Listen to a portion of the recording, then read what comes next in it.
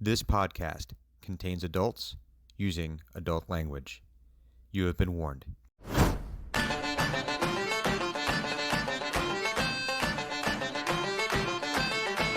Looking back on the past where we still had a chance, we were pawns in a game that we could not win.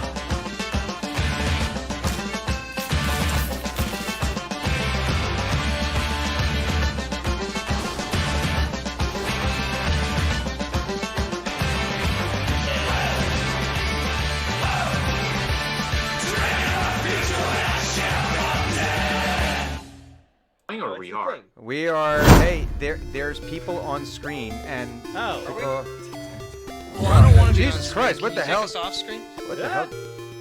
Like everything just. Hey. Wow! Hey! Ah, A whole bunch of shit just happened there. Okay. Okay. car horde. All right. Turn this car around. Do it now. I think. Okay, good. We can start. I think the chaos is past. I am. No. I think therefore I'm straight. Therefore, I'm gonna start this game of Dungeons and Dragons because it is Sunday. I forget. Does it have to be? Because that means tomorrow's Monday. Yeah, you're telling me, man. So, well, let us help us get through the Sunday blues with a little bit of Dungeons and Dragons. This is Team X, otherwise known as Team Xenagogue, if you're not into the whole brevity thing. And we are an official franchise of Acquisitions Incorporated that operates out of Pinedale with exclusive rights to the Chondalwood Region. But these four children never behave themselves and kind of just go ahead and do whatever the hell they're going to do anyway. Oh, there's still music. There's still music? Yeah. Yes. Oh, it's hold music is on. Now it's done. Okay. It Thanks, should be. JD lady. All right. Thanks, JD lady. Okay. Well, whoops. Got it. Sorry about that. See, I fixed it, but then I didn't really fix it, apparently. You fixed and it good. Blind Cleric is now the stream boss. Dun dun dun.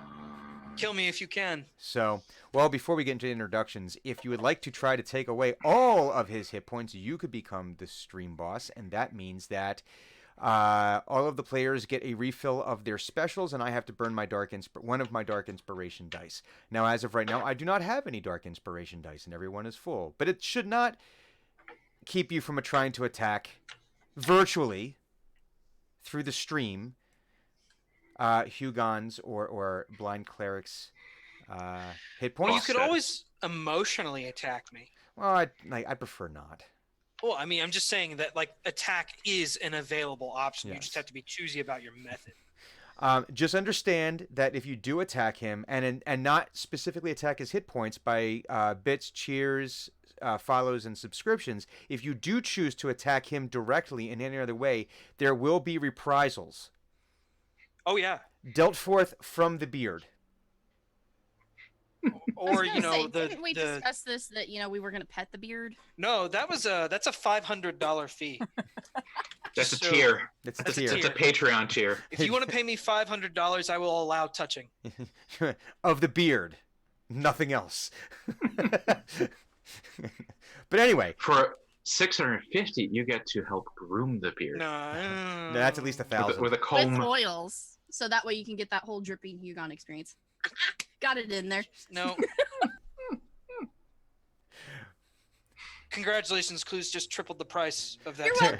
For $2,000 a month, you might be allowed to give him a little nose boop.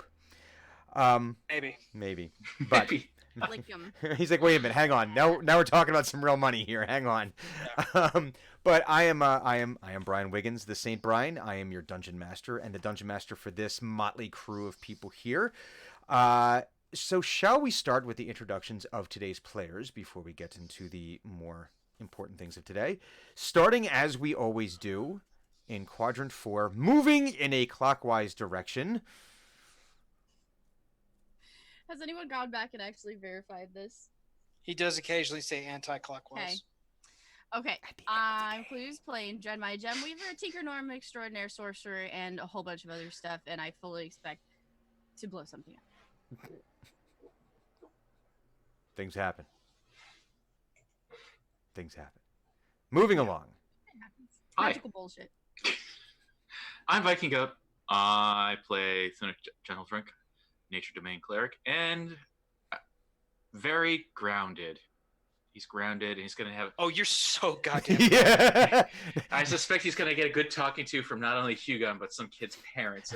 Not Chelsea, not was it? grounded in the sense of, you know what, he's got a really good, perspective on life. No. Yeah, no, Chelsea's parents are going to give him a talking with 4, I guess. And if that doesn't work, then before give and him what, after Hugon. 5? Moving along. I am Blind Cleric. I am playing Hugon Valander, the very exhausted fighter. He had a bad day last time, and his day is not over. Yeah. This has all happened in the course of a day. His Not even. That was like the an newest, hour or most so. annoying members of Pinedale. His contention with a Warforged on the warpath. Some sort of eldritch cyborg thing. Oodles of paperwork. And now undead. Wrought by Undead. Canuck's negligence. So he's had a very trying experience. And he has no superiority dice left. Maybe he has a couple. No, I used all of them. I Yeah, legitimately used all of them. Well, listen, I was trying to kill as many things as I could, and I used every single one of them. And last, but by no means least, I am Purple Monkey Robots, and I'm playing Eno, the Tiefling Bard, and I'm very tired as well. And I tried to do a lot of PRBS last week, and didn't work for me. So, well, it's okay I'm out because of spell now slots. we actually have a PRBS detector. Oh yeah. I installed it into the stream, so when there is PRBS, we will now get. Oh no, that's not. What the hell just happened there? Why this The is dog's barking? No, this is. He hit a button. It There it was. is. Oh. I hit a button. It's not working anymore now. God. Oh, damn there it is. It No. flashed like 3 frames. Yeah, it's not supposed to do that. It's supposed to do. It's. Well, we'll get to it. Yeah. Anyway, that's me. We know in our hearts that Patrick Rothfuss bullshit occurred. I saw it on Yes. a tweet. Oh, there it is. Yeah, but Is it's that not green supposed to that's be there? green. No, Oh. it worked earlier today, and now it doesn't work because. okay. Well, We'll fix it in OBS is a post. piece of shit. Anyway, It may not be. I'm gonna say that. okay. So, when we last left our protagonists, there had been some discoveries. We had started off with a couple episodes ago with learning that Eno's friend Alexi, who he had originally been trying to meet in Waterdeep and was then thrust into the Acquisitions Incorporated universe franchise and has since become a franchisee, but his friend returned, and it turns out his friend might be some form of cyborg construct type thing. We're not terribly sure. There were shenanigans, and then it was determined or discovered by a little mouse that one of the potato scouts named Chelsea, for reasons as of yet undetermined, had wandered down into the hole in the ground where Meanlocks had dispersed from a long time ago, at least in our time. Well, no, like a year ago. But Meanlocks had been dispersed. There were some elven ruins discovered underneath. There was a semi-dormant warforge discovered underneath. And she decided to wander down there, despite the fact that Thunuk had said, you're not allowed to go down there. He told all the potato scouts, you're not allowed to go down into the ruins. Which I think may have been his undoing, because if you're a small, adventurous child, not being allowed to go someplace, that's like Basically telling him to do it. yeah, That's an much. invitation. It's It not is. It's not a. It's not even an It's invitation. It's like insurance. it's a command. Don't go here. An Well, all imperative. right, fine. I'll go there. Jeez. It's an imperative. Depending on what their learning style is, yes, it could be the imperative. The stove's hot, don't touch it. Oh, yeah, well, I'm going to find out. So she clearly has oppositional defiant disorder. I'm gonna put my face on it. She Stop no, that it's all hot stuff. she ah! Yeah, so Face she off. apparently wandered down there, and Thunuk quickly, very quickly, knowing that Hugon would not be pleased with this, ran down to try to rescue her, and found out that she was possessed, taken by some malevolent entity of unknown origin. And on top of that, in addition to her being so possessed, apparently the bodies that had been laying underneath in these ruins had been reanimated, and a zombie horde had appeared. To which he smartly decided to summon the rest of his teammates. And the teammates then were able to go down, collectively known as Team X, were able to go down, and pretty much without any ethical drawbacks, were able to lay waste to these semi-organic constructs. Because you can't feel bad killing zombies now, can you? Well, if anything, what we did was take care of some very overdue recycling. We're gonna repurpose them. Listen, Some of it might be upcycled. recycle your reanimated. I mean, It's what else is a zombie but an upcycled corpse? Yeah, I mean, sometimes you gotta And now you gotta deal with it. and now you can recycle it, because really, what is a zombie but just not mulch yet? Self-delivering It's mulch? You need it over there? Self-delivering fertilizer. Wait a minute, we might be onto a brand new scheme here. It's funny that you should say that, because that's a thing in Eberron. Kind of. I'll explain it in tabletop. Okay. So, and during the course, zombies were attacked. Zombies were destroyed. Thunuk took a few hits because he's a big target. Drenmai, we discovered, has polymorph. And I can't wait to use so more now of we it. have Bearmai Dremweaver for when she werebears it out. More fighting, and then when they were able to get further into this crypt, further into these ruins, into this large chamber of sorts, where they were able to use the pine cones the pine cones. What did I say? Acorns, and I was wrong, because that's a whole different team. That it's a better show. Go watch them. They are. But anyway, they were able to use the pine cones they got as part of their, so when you sign up to be a franchisee for Team X, or it seems like almost any franchise with Acquisitions Incorporated, you get a little keepsake, right? A little tchotchke. When you start a new job and they have some and it's usually oh, here's the company T-shirt and the company polo shirt, and here's the notebook that we got for, that has the company logo on it, and some pencils, and they give you all this stuff. Well, with Acquisitions Incorporated, you get the little symbol of your branch, and that's in this case, it was the pine cone. And they were able to use these pine cones within the chamber to activate something with a little help from some hope and a prayer from the four, to the four, actually. We're able to activate this ancient machinery and expel this malevolent entity from Chelsea's body, and that is where we lay our scene. So when Team Xenagogue had first entered, well, actually, we're going to come back to that. So we're going to actually do this because it's a new episode, right? So cameras outside, out in the square in the plaza of Pinedale, and you can see people are gathered around the stanchions that are around the hole that goes down into the Minla cave that goes into the elven ruins, and they're all murmuring and waiting. If anyone's old enough, it's kind of like the baby Jessica situation when she fell down the well and everyone's just sort of standing around waiting to see what will happen. I'm not sure if anyone's old enough to remember that. But anyway, you see there's concerned parents, concerned townspeople.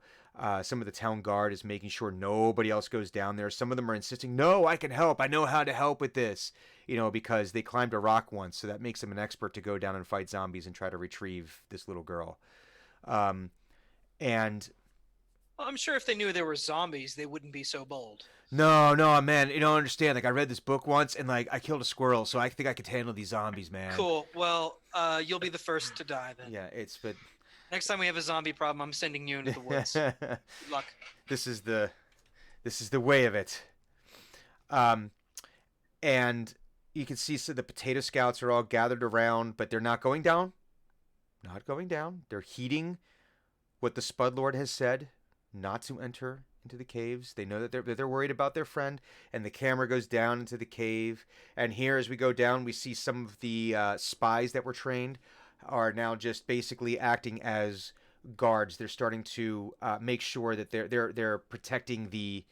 They're acting as a rear guard as they're patrolling this tunnel now, making sure that the dead are actually staying dead this time. The ones that were not dusted, removing heads, usually a good thing. Sticking daggers through brains, making sure, checking to make sure, they're starting to like check the different doorways and hallways off to see if there's any make sure there's nothing else coming.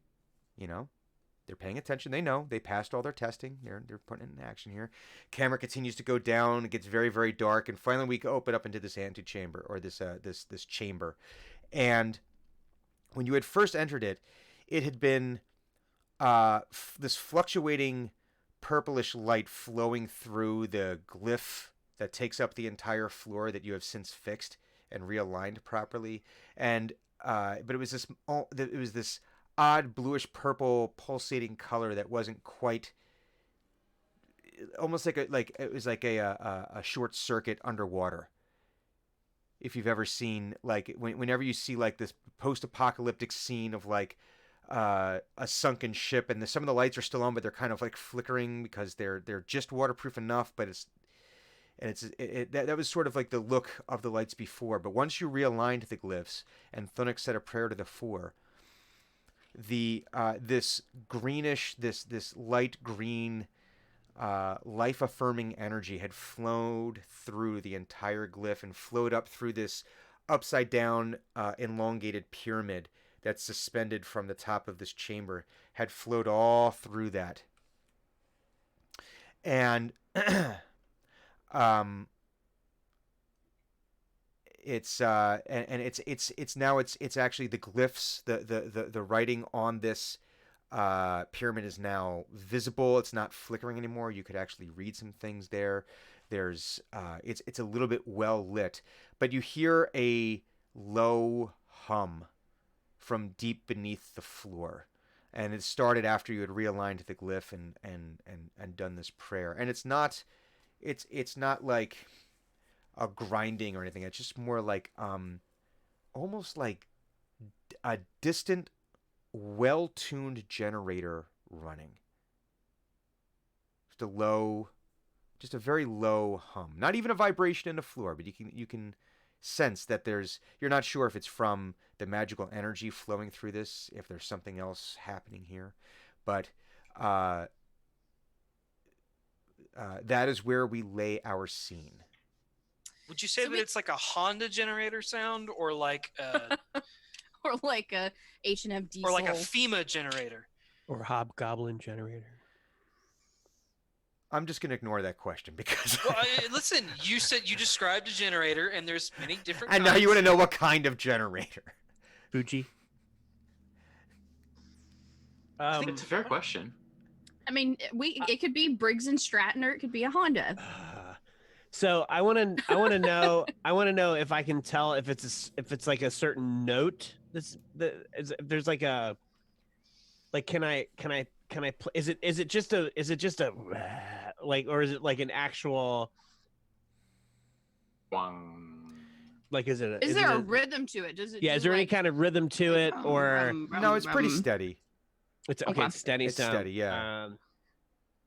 Can I tell how far away it is, or is it just a? Well, I would say presence? I would allow you to do a check to determine that, but I will, because you're dealing with sound, I will allow an argument for you to tell me which way you would like to check this. If you feel, I normally I would say think- perception, but being that Yeah. that we've described this and you started describing this as music, I feel like there might be some other alternatives here. And this is Dungeons and Dragons, Right. so let's break the rules here. So Let's get crazy. Let's get stupid. So gets out his drum from his bag. He gets out like a hand drum, and he summons his mage hand, and he puts the drum over about 29 feet away from him in the center of the room, and he has the mage hand tapping on the drum, and then he takes his lute and he starts walking around the room, and he's trying to find the harmonics that match the note so that he can try to like triangulate how far he thinks it is away and maybe glean like what he thinks it is. Like, is it something bad? Really more in general, like, does this sound like a bad sound? Is it, So are we talking a performance check here? That's what I'm looking to do. I will allow it. All right. Well, that's a 19. So, all right. Not discordant. So I don't know, because it sounds bad. It's not a discordant sound. It's not a discordant note. So it's not like when like not like a high pitched whine that you feel is going to start destroying eardrums. It is not right. The awful sound of if you've ever heard an unlubricated motor right before it dies when it's running at high RPM. And I got a look from our gem weaver who knows exactly what that sound is. It sounds like the devil. It does. It gets this high It sounds screech. like a ring wraith. Yeah, it's like this high, unearthly screech right before everything ceases. It's not that. It is not that. This is actually a very warm, deep note that you're picking up on, and you feel that it is coming from deep beneath this room that you're currently in. Okay. As far as exact distance, it's difficult to tell. Rock compositions, density of the earth. Are there air pockets in there that are causing alterations that are harmonics? Water. Do I think could it be a ley line? Are we hearing a ley line? Oh, that would be an Arcana check. All right, I'm willing to give that a throw. Hugon's not really sure what's happening, but So he's exhausted.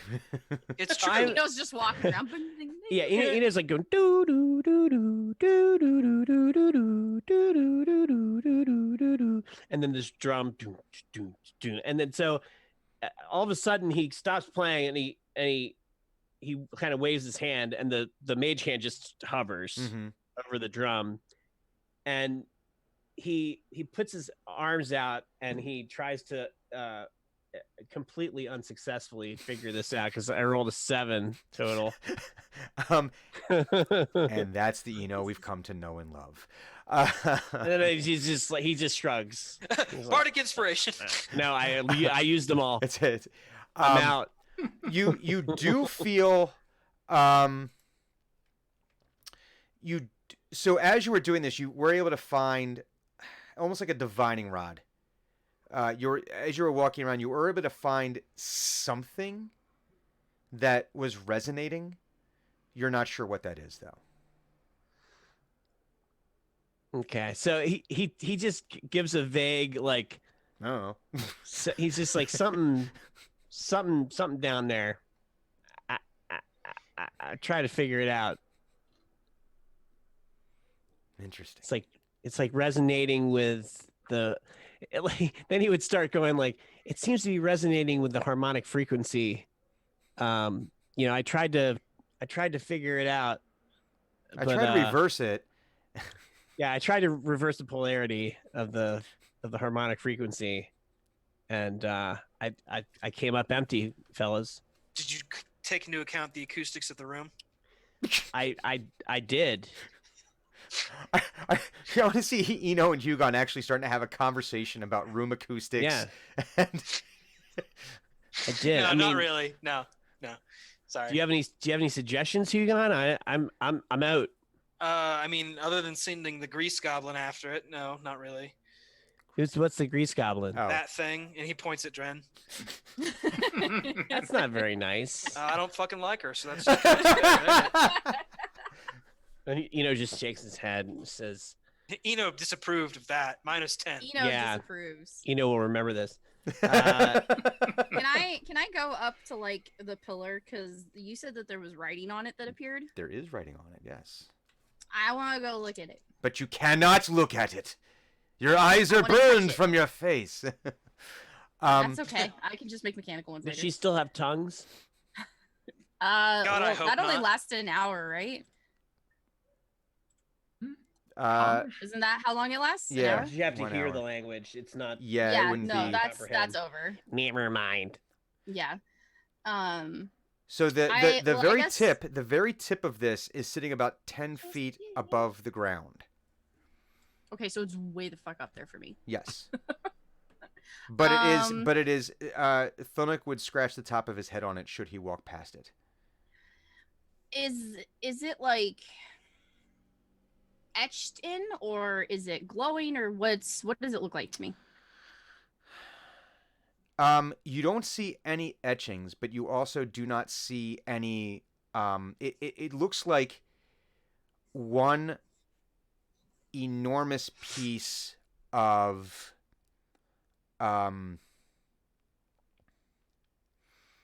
what's it called when you get like the glass from a volcano when it's that shiny obsidian? Yeah. Is obsidian from the volcanic? Obsidian's a shiny black rock. Yeah, but this looks almost more fragile than that. Like almost glass. Obsidian's pretty damn fragile. Oh, maybe obsidian is the appropriate. So Obsidian is the only volcanic glass that I'm aware of. maybe. So that would be, but yeah. So it's got that natural polished look. You don't see any tooling marks on this, but it's the runes and the glyphs in there they're backlit without there being an opening. They sort of just exist Okay. on the surface of this. So it's almost like when you have, there's like this, I think they've experimented with this when they're able to put like almost like a plasma between two sheets of glass and they're able to make Mhm. that stuff in between. So is it moving then, or is it stationary? It is stationary. Okay. Gently, I'm still gently gonna- pulsating with the power of the four. But give me Okay. a perception roll. Perception. Does it look like a written language to me? It does look like a written language to you. Okay. That's a 14. A 14. You are noticing it does seem a skosh dimmer than when it first lit. Okay. Then can I do like an Arcana check on it so I can see if I can make any sense of it, like not the actual language, but the forces behind it, I guess. Basically. No. Thonik, what do you... No. Wow. No. Yes, you may do. Of course you may do an Arcana check. And I've got another trick up my sleeve when you're done with that. That's a 19. A 19. So what is it you're trying to determine? Let's dial in here. Let's drill deep. Let's get silly. Let's get stupid. I'm kind of like really interested. I like languages first, but then it's like, okay, well, there's some magical cool shit going on in here, and if I noticed that it was dimmer than before, I want to try and gain the source of. Dren very much believes in energy, so it's either going somewhere or because you can't create nor destroy energy. So I want to try and figure out if this is dissipating, where is it going to? Because then maybe I can figure out something else from it. Okay, so you're trying to apply the law of the conservation of energy to magic. I'm sure there's a form of Dren- Newtonian or otherwise Yeah, physics. Dren very much believes in that there's magic, but there's a reason for the magic. There's you can explain science to magic, Oh yeah, essentially. the weave in Faerun is a quantifiable substance. Exactly. Hmm. It's immeasurable by human standards, but it can, in fact, be Vibranium is. quantified. So you feel as you're reaching out with your Oh, tinker I'm gnome full senses. on hugging this obsidian pillar. Just as much as my little grubby arms can get around. And it. what's gonna be funny is that if you were to look around, you would just see Drenmai like hanging off the very end of this thing, 10 feet up, with absolutely no explanation whatsoever of how she got there. But she's communing with this, and you feel as though the source of this is from some sort of friction between forces. That there's so much. I'm trying to think of like there well, kind of like not like a generator, but like the brakes on a Prius. They were able to generate battery power from the friction of the brakes applying to the brake pads on the discs. It's able to get some of that heat and able to, so you feel like there's almost like this. There's like some forces that are at work here that as they're moving past each other, that friction point is generating this energy. I would get slightly excited at that and figure that this is some kind of mechanical contraption for energy then. Mm-hmm. And now there were other pillars around? No, The this little is ones the that only. we put the pine cones in? Oh, these are more like alcoves. Okay. They were alcoves. Yeah, and you feel like the energy though is. You feel like the battery Do I have a direction to it? Is it getting sapped any particular direction? Is this like Down. Minecraft and don't dig down? I'm going to start digging. Did you bring your arcane voltimeter? Check Then you don't pockets. fucking know. Pockets. You're trying to play with a live circuit, kid. Mm-hmm. I No, think you brought that. I lick it. back. Congratulations, you're disintegrated. It's mine now. I licked it. I claimed it. Fine. So I want to cast a spell. I want to cast cast a you. spell. And now you're mine. Now Okay. you're mine. I want to cast a spell. I'd like to cast comprehend language. Indeed. Did you not? I believe. I see. Because I am a fair and magnanimous dungeon master. I do believe. Oh, keep your look to yourself. You cast that last game. Did I? You did, and it is still running. Okay. I thought that. Oh, that's right, you did. I was gonna say tongues, but you did that too. Mm-hmm. Okay. He's done a lot of. There's been a lot of like language stuff in the Skull Zone. I couldn't remember. So I've already got that running. So I touch the pillar Mm-hmm. and I concentrate on this area. Mm-hmm. So it says for the duration you understand the literal meaning of any spoken language you hear. You also understand any written language that you see, but you must be touching the surface on which the words are written. Oh. It takes about a minute to read one page of text. Oh. It does say the spell doesn't work. It says the spell doesn't decode secret messages in a text or glyph, such as an arcane sigil that isn't part of written language. So it's got to be written language, and I just have to touch the surface. So I feel like if I'm touching the surface below the thing, it's still unless these letters aren't on the surface of this pillar somehow, or aren't a written language that maybe I'd be able to glean. Well, let's do this first. Give me a religion check, because I think there's got to be a certain point of a focus. Yeah. All right. A point of understanding. Okay. Like if you just opened up like the Bible or a religious text with zero context whatsoever, you'd be like, "What the hell is this?" But once you have that starting point, Yeah. And also, Very it's in badass Greek. story. A lot of people seeing turned into salt and exploding. Wow, man. Metal. dude, why'd that brother fuck his sister? Because here we are. Game of Thrones. 9.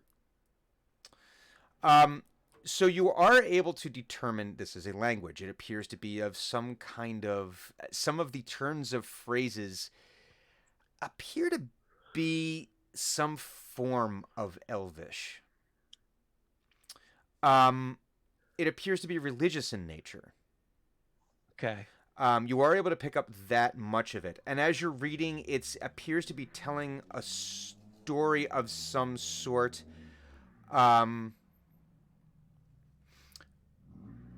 Of brothers who were fighting and sisters who are fighting, some kind of familial. You're not sure. It might be that the word for brother or sister, it could probably be translated as both feminine and masculine in terms of its etymology. Okay. And something about Great War. You're seeing something about a betrayal, the reunification of a family, and the division of a great power. But because its prose is so deeply religious in its syntax and its approach, and because the language appears to be a very old version. So if you've ever tried to read, I don't even want to say Chaucer, I want to say like pre-Chaucer. If you try to read some literary works of like Old English, that's actually in English, not like in Old English, but it can be very, very difficult to read just because of the spellings that they use. There's just words. There's a lot of doths. Do I think if I concentrated on this for a while, like that'd be able to glean more from it? Is that yes? You could spend some time with it, but it'd probably take you more than a minute because this is more than a page. This is a so Eno turns to Dren and he says, "This is Elvish," and he keeps looking up at it and he says, "It's like it's like some kind of fight between brothers and sisters, some kind of maybe like a feud between a family." I'm Dungeon really Master. Oh, old. okay. So can I do I deem any similarities of anything else that I've heard? Yeah, he goes on and says, Yeah. describes what you basically said. history check. What's my history? I don't know that one. Well, it started when you were a little girl. Hey, I'm not bad in that. I am old, I guess. So, 17. 17, and you're trying to see if you remember any, as he's describing this, is this triggering any other memories for you? Yeah, basically, do I think, oh, hey, that sounds like this?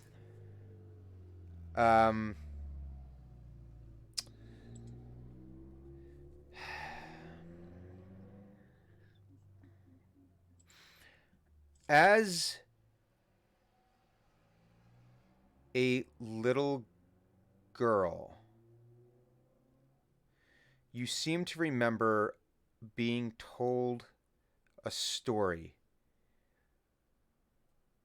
and you think it was you think it was by your great great great great nana, who's no longer with us, unfortunately. Lived to a ripe old age of who knows. Well, when you're a kid, it's like, I don't know how old you are. You're old. Old. Ancient. She always seemed to smell of baby powder and mothballs. But you seem to remember a story, like the hint of a story of ancient times in the Chondalwood, of great battles that had occurred there, and how there once during these great battles it was between of family members who were fighting and then eventually reconciled in order to defeat a great evil, but had to do it at a great sacrifice. But because you were told this as like a 2 or a 3-year-old child, you don't remember the more salient details.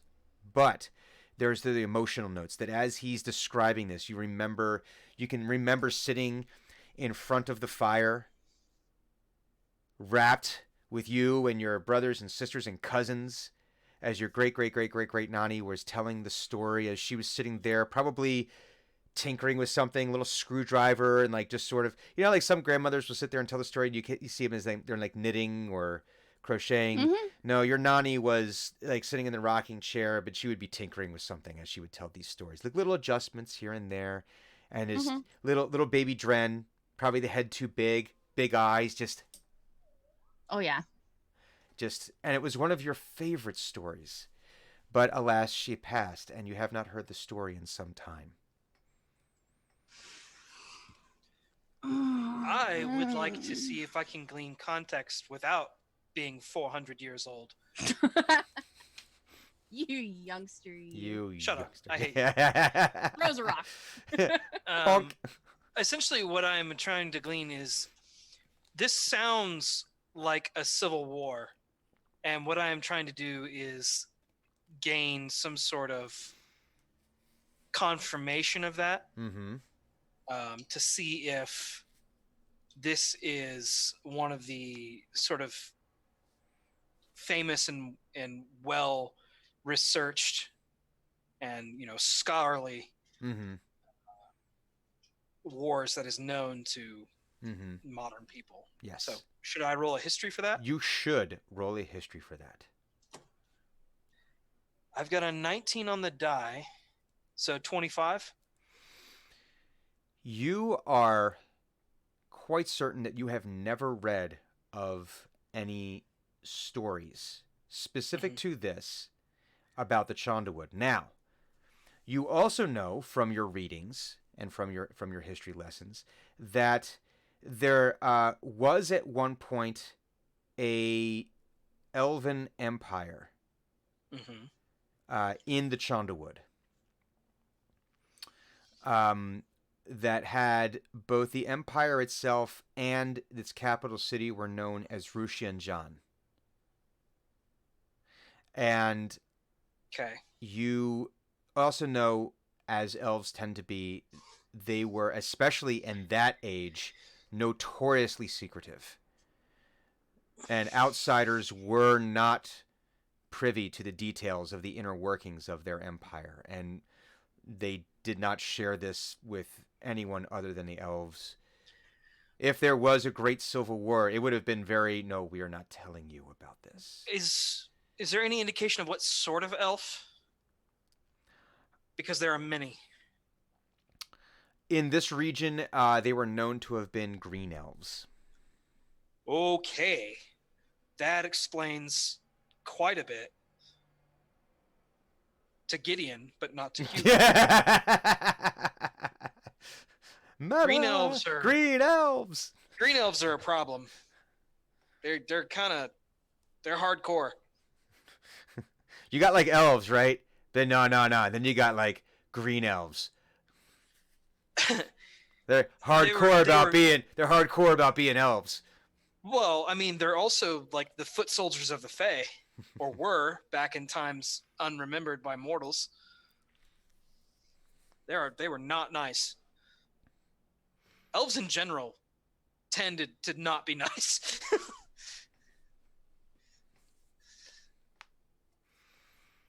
But that is the knowledge you are able to glean from what Eno is saying. Master Gentletrunk. Thodic is torn. He's got a child that was recently possessed. Is she conscious? She is asleep. Okay. And she feels she is shivering, not in a hypothermic way. Not like when you... So Thunic, being who he is and what he does, is, he's aware of what the symptoms of hypothermia are. she is not displaying those symptoms, but she does feel a bit on the cold side. She is. She's in shock, is what you're saying. Yeah, yeah. Shivering. She's sleeping. Mm-hmm. But as best you could tell, no worse for wear outside of, having some kind of malevolent entity, hijack her body and ride her around for a bit. He's going to give her a cursory examination real quick. And... Medicino.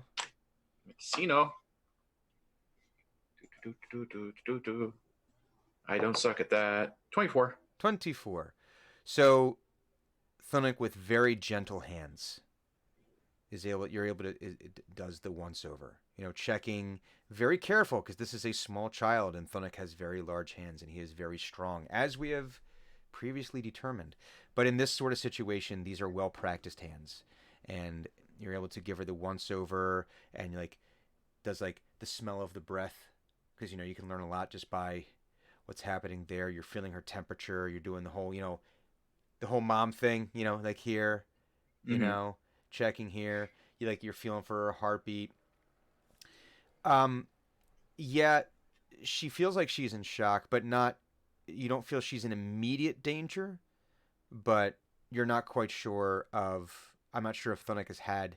Well, let's actually ask the question: has Thunuk had much experience with possession? No. Not personally. No, he is familiar with it as a concept. Hugon does possession on the regular.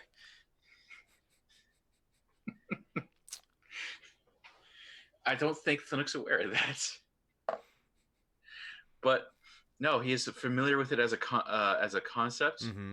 He has some minor training with it. This is his first exposure to it actually happening. So it's his first case. Yes. I don't know that. So you wouldn't know exactly how a body, let alone a child's body, reacts to these things. If she had poison ivy, you know about that. If she had lupus, you probably could figure that out. But it's never lupus. I mean, it never is lupus, but you would know, right? But when they've had bad mushrooms, if they've, if they ate the wrong kind of moss, if they, accidentally fell into the part of the river where you don't go into the river because that's where the dirty stuff happens. You're aware of what those symptoms are and what the effects are of different body types and sizes. This is not where you're not really sure, but as best you can tell at this point, she doesn't appear to be in immediate danger. She just appears to be cold and tired. Mm-hmm. I will treat this as if this is a form of shock and apply appropriate measures. Mm-hmm. In which case, he's going to cinch up his belt further up around his waist and basically tuck her inside of his shirt so she is being kept warm. Not like he's not bringing his pants up Urkel style. No, it's just that. No, just to make sure she can't fall down. It's like a Thunuk papoose. It's a papoose. It's just he didn't think to bring anything like that to make a papoose. Put her in it, stuff her in the backpack. Yeah. No, he's not wearing his backpack because they're in town. Yeah. But no, actually, better idea. He'll take his shirt off and basically wrap her in the shirt like a papoose, and then tie it over his shoulder. So that she can't. So she basically is ensconced in a potato cocoon of sorts and kept warm. But now we've got shirtless Thunuk. Just so what? There's two ways that this visual happens for me. One is that he does this, and it's like when Ned Flanders takes his shirt off for the first time. And it's like, Jesus Christ, look how ripped this guy is. Where it's just nothing but muscle upon muscle, like ripped. Like Marvel superhero ripped. Or it goes the other way, where there's muscle there, but there's also the layer of baby fat that Thunuk would have over top of that. He's lean. He's the most. So this is Chris Hemsworth in the first Thor movie coming out when he's putting the jeans on for the first time. Just like, listen, this had a deep impact on my wife. I know. That's even too buff for him, but he's lean because, but he's also muscly because this is since joining the team, this is the most he's had to eat at any given time. Oh, frequently. So he's still bulking up. So he's still he's bulking. But He's on the creatine. he's on the creatine. So this is more like a Michael Phelps in size and stature. It's a very Phelpsian situation here, but a bit more in the way of hirsuteness, because he's not shaving for swims. Yeah, no. So yeah, but not Burt Reynolds level. No, okay. No, not Burt Reynolds or Robert Williams area of like hairy. Yeah, I was gonna say, so like, on a scale of still somewhat 70-ish. Michael Phelps, so more like a Mark Spitz. Maybe. A Hasselhoff. This is a strange conversation. like a Hasselhoff lever. It's a Hasselhoff situation. There we go. Yeah. So like a 6. Knight Rider Hasselhoff era, not Baywatch. Okay. Sorry. People will understand what I'm talking about. Yeah. So you have her all papoosed up. Yeah, and now that he feels somewhat safe about this, he's not realizing this. He's also seeing a physical representation of the 4 in front of him. Mm-hmm. And as you put her in the papoose, you do that. The mouse crawls off your shoulder down, and then when he actually crawls up like right underneath her chin and just curls up like right here, on her. And rips out her throat. No. Sleeps. Just like does the whole thing, curls up right here. It squeaks for the 4.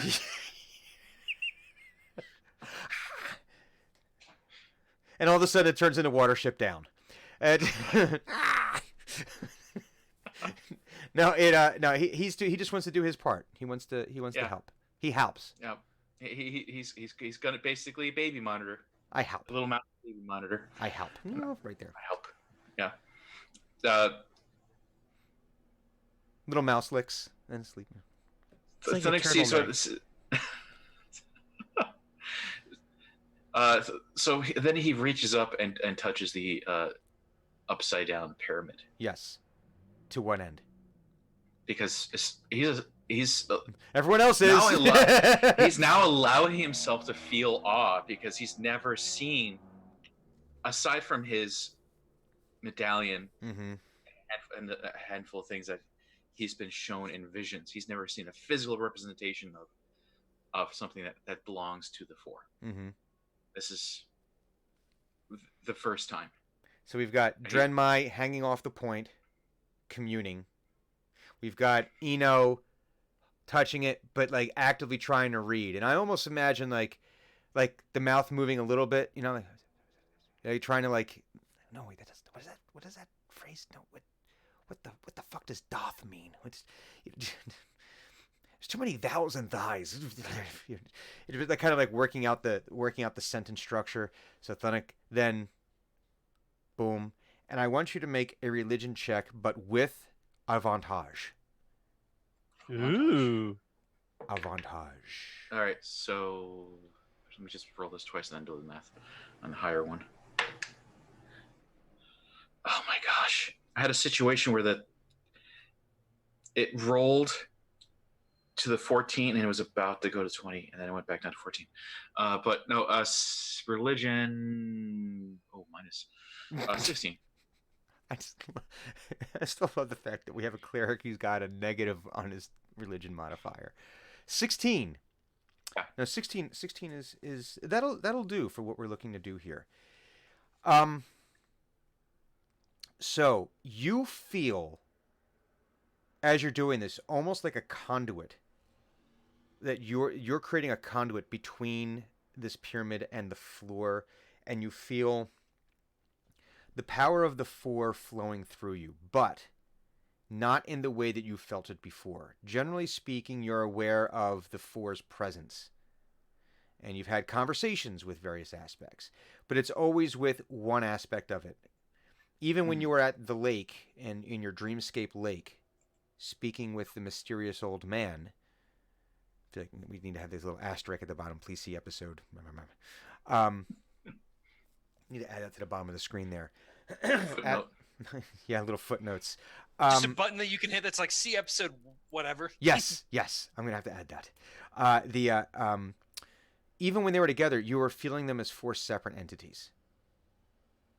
This is a case, and whenever you've like evoked their magic, invoked their name. It's always been one specific aspect of it: spring, summer, winter, fall, whatever. However you want to, whatever way you want to divide it up. This is a case of where you're feeling the power of the four, but amalgamated into one single energy.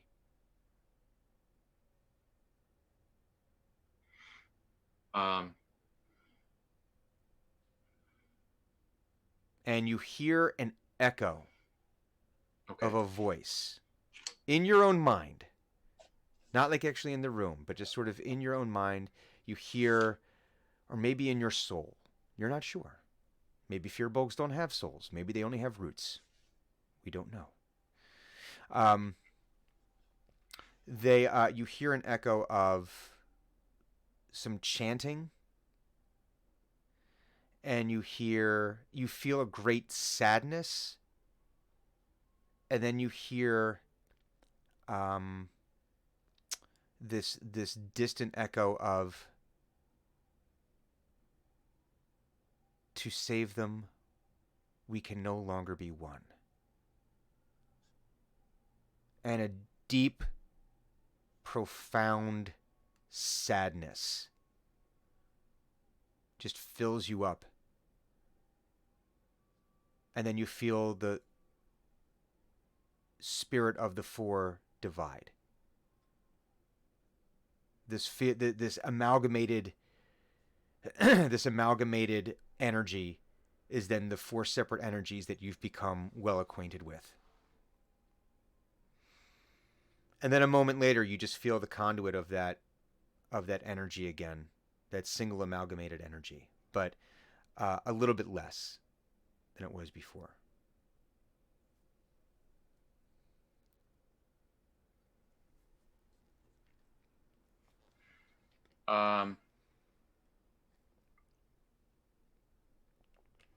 Thurka's going to try reaching out effectively in the manner that he has sort of when he reaches out to the four for assistance and to cast their spells through prayer. He's going to sort of push that portion of his mind towards the pyramid. Mm-hmm. And it's sort of like he's asking for a sign from the four. Is this you? Is this you? Do you feel this still? Are you there? Are you there for? It's me, Thonic. Are you? Listen, it was there. I mean, I walked into that. And let's do another religion check. But again, I will give you advantage because of where you are and the circumstances in which we find ourselves. 17. 17. That's even better. Yep.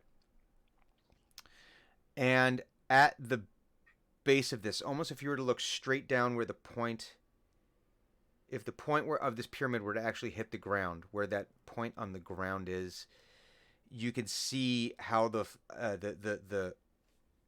giant rune, this giant sigil is spread out throughout the room.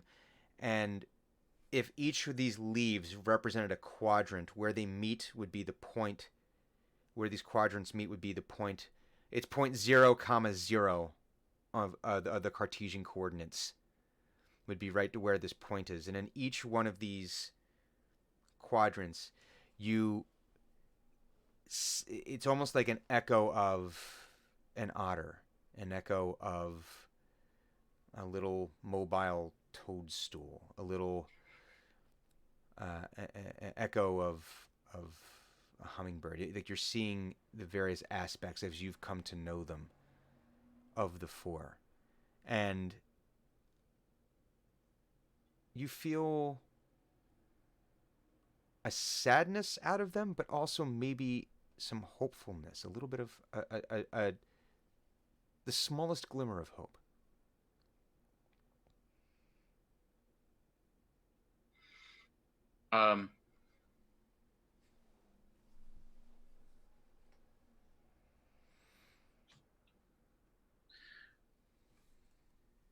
Look, have this idea that I just had. Mm.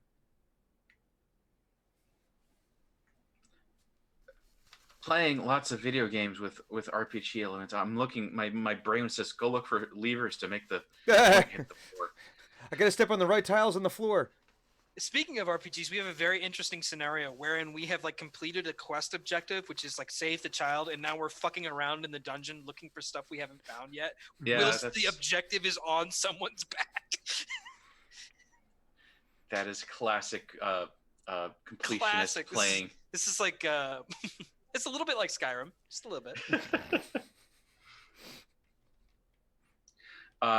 That with that in mind, Cynic is actually going to say,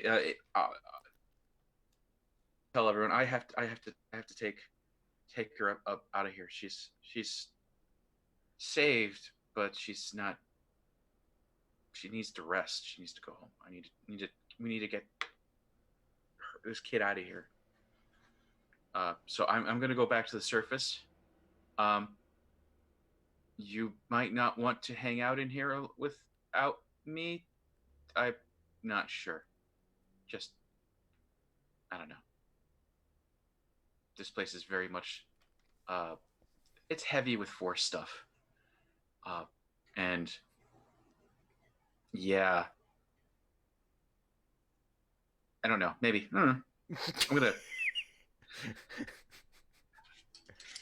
I'm gonna take Chelsea back up to the surface. Okay, bye. That's a good idea, Thunic. Bye now. Like as he's already like walking away, like it's like that's a good idea, Thunic. Oh, He's gone. He's like, and then he gets back to like head pops he's- in. he- Bye. yeah. Now he's got his like journal out and he's trying to draw the symbols Mhm. like that he's having trouble with, and he's trying to correlate them with like other parts of the text to see if he can fit in Mm-hmm. like the words that he's missing, and like to see how many times those words repeat to try and figure out like what what context am I missing. So let's do another. Let's see. As we're putting all this together, this would be religion or insight. I can see an argument for either one, or acrobatics. Okay. No, not I'm acrobatics. gonna go ahead and do a performance check then. And then No. Well, since my insight is +0, I'll go ahead and do a religion check, which is +2. No, that's a little better. It's a 15. 15. So you're starting to put a little bit more of this together. That apparently there was some kind of division, some kind of difference in philosophy, because what you're seeing basically is the story told from two perspectives. And the part of the story that you're at right now is that you had the elves of Rushinjan, and apparently there was another group who the closest thing that you've been able to translate this to is the Bibliatorium.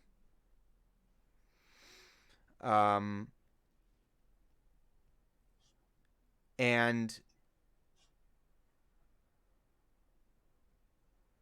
there was something about how the city was powered.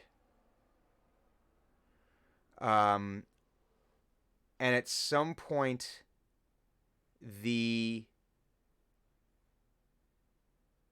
schism between the elves of Rushinjan and the Bibliatorium became not just a debate about philosophy or it seems there were some deeply held beliefs as to their relationship with the world and how things should be. And it went beyond, at some point, it went beyond a difference of philosophies into a Cold War and then into a hot war, where there was actual battle taking place between these two groups. And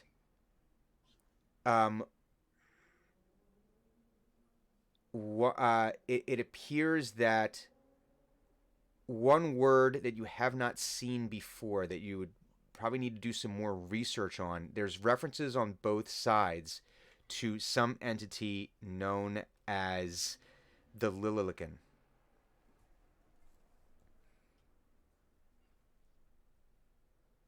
How do you And spell that? Lililiken.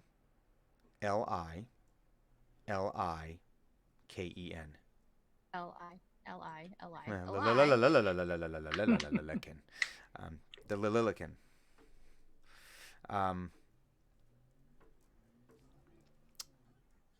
But you're not sure how that plays. But that's pretty much as far as you've gotten within the story so far, within the writings.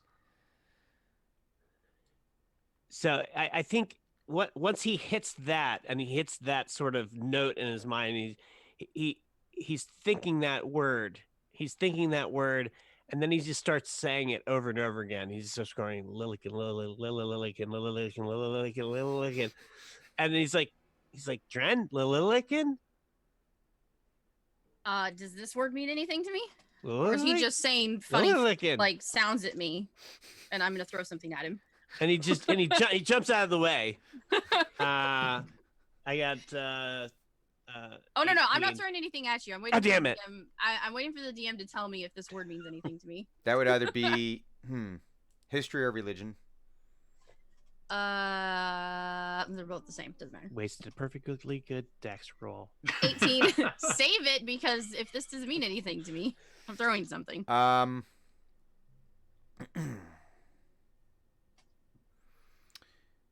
You remember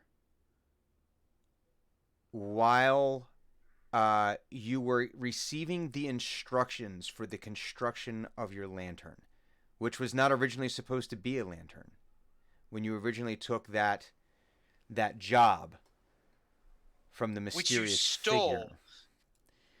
Just borrowed on a lengthy basis. On a permanent basis. Yeah, you stole it.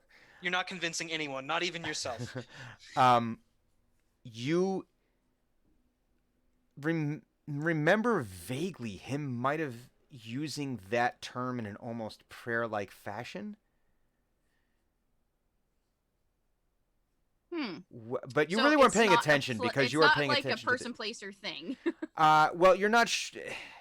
You remember it being used in some kind of prayer-like function. You weren't really sure because shiny things and I get to build something. So you were really like kind of in like engineering mode, and everything else was sort of like in the background, kind of like, oh yeah, all praise Asmodeus, yeah, whatever you say, yeah, you know. But nothing. Make, like a mental note to like start freaking taking more like B12 at home to improve her memory. gotta find that Vyvanse prescription so I can go and pay attention start better. To eat more fish, for omega-3s and shit. So I'll kind of like, I want to slide down the pillar. Squeak. And as Eno's kind of like, I'm like, It sounds okay. It sounds familiar to me. But I do specifically remember that it was the people that had to deal with me when they brought me the lantern and thing. Right? Yes. So I'll tell him it might have, I've heard it before, and it was the people that I dealt with the lantern with. The Dragonborn. Was he Dragonborn? Dragonborn? Maybe. I don't remember clearly. Vitamins are needed.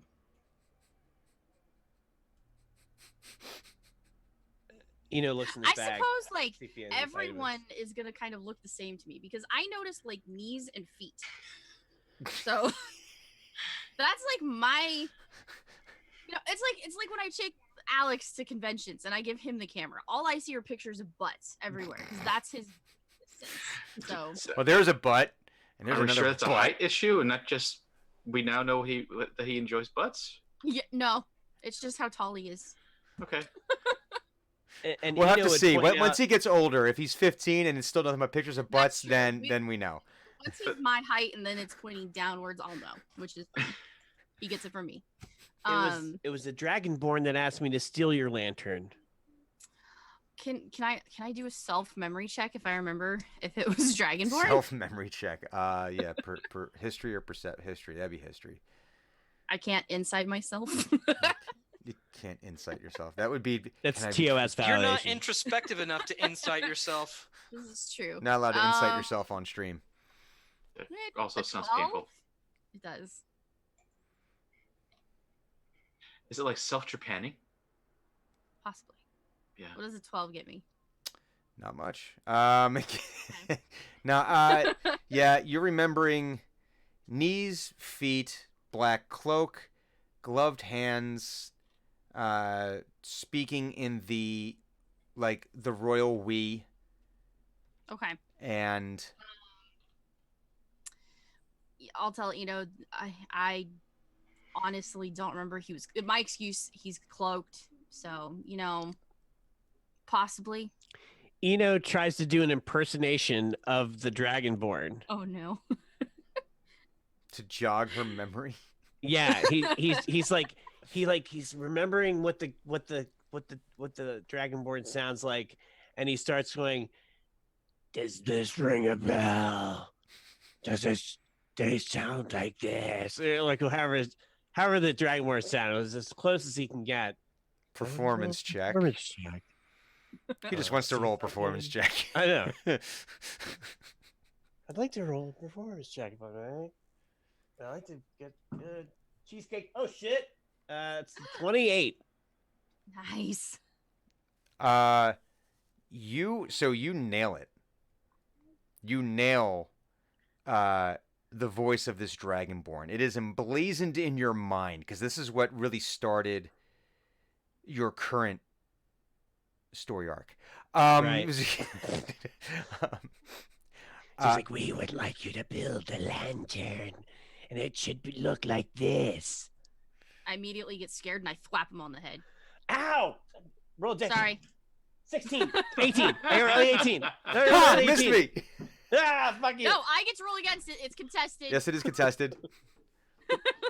What is it? My dex versus his dex? Wait, is it acrobatics or is it dex? Dex. So I rolled a 16. All right, so it's 18. 18, and it would be well. If you're just trying to hit him, are you trying to throw something or trying to hit him? Well, you have to No, I throw hit him something. with the staff. Oh, that would be a strength check, just a strength with your strength modifier. Or like a melee attack roll. Yeah. Dirty 20. God damn it. I'm Ow. really strong. Bunk. No, but Kick actually, her in the face, I'm still Yeah, in the it's not voice, so I go, ow. Yeah, it's just it's reactionary. Look, sorry. Why are you hitting me? You did that too well. Oh. Fair enough. So, with his performance, does that jog my memory? It does then? jog your memory enough, and yes, that is the entity. I'll be like, yeah, okay, that guy or girl or it. Same. Samesies. I mean, it's not the Lilican. He didn't say that it was a thing. It was almost like in, like you sneeze and you say Gesundheit. It was a reactionary of some kind. Lilican. Exactly. Possibly has something to do with religion, but it doesn't ring a bell to me.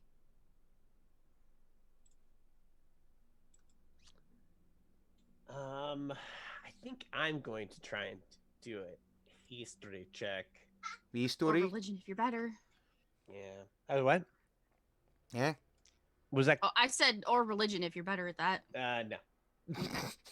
I don't even need to be here. Apparently, I can just. I rolled a 19. So that's a 19. 23. 23, and what is it you're trying to determine now? I'm trying to see if I started out in the Underdark. Mm-hmm. That's kind of where I first have recollections when I was, a youngster. Mm-hmm. Do I remember hearing anything about the Lilican?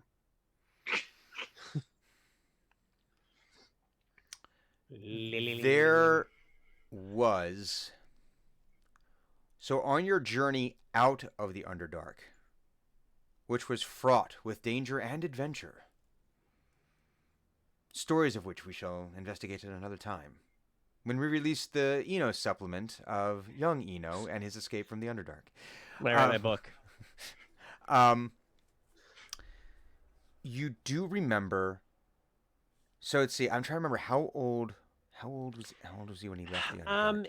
He was like 14, maybe 14. 13 or 14. He was pretty young still. Young, scared. Teenager. Yeah. Scared because of reasons, and the Yeah. Underdark is not a pleasant place. You had spent several days hiding, trying not to get eaten, avoiding drow patrols and the Drider patrols, and you were thrust into a very alien world, alien for anyone, especially someone who had Eno's background and had Eno's growing up the way that he did. And during one of you're not sure if it was day or night, but you do remember encountering a male drow that was cast off. It was a castaway, and him muttering crazily to himself, apparently a heretic. He was somehow escaped the sword and was able to escape into the Underdark. And you remember him muttering about a rival to Lolth.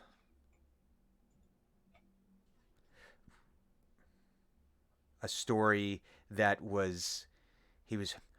you don't understand. You don't understand. The Dark Mother, they all know about the Dark Mother, but they do not know about her handmaiden. They do not know about the handmaiden. You don't understand. She had someone who challenged her.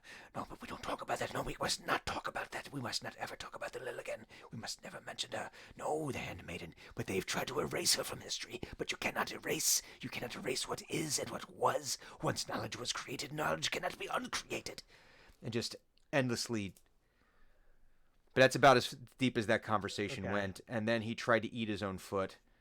And then you decided to make haste to not go away and not spend time with him. Right. So Eno would kind of remember that, like, after he's like, you know, he gets hit on the head with the staff, and he's kind of like rubbing his head, and he goes, "Handmaiden to Lolth."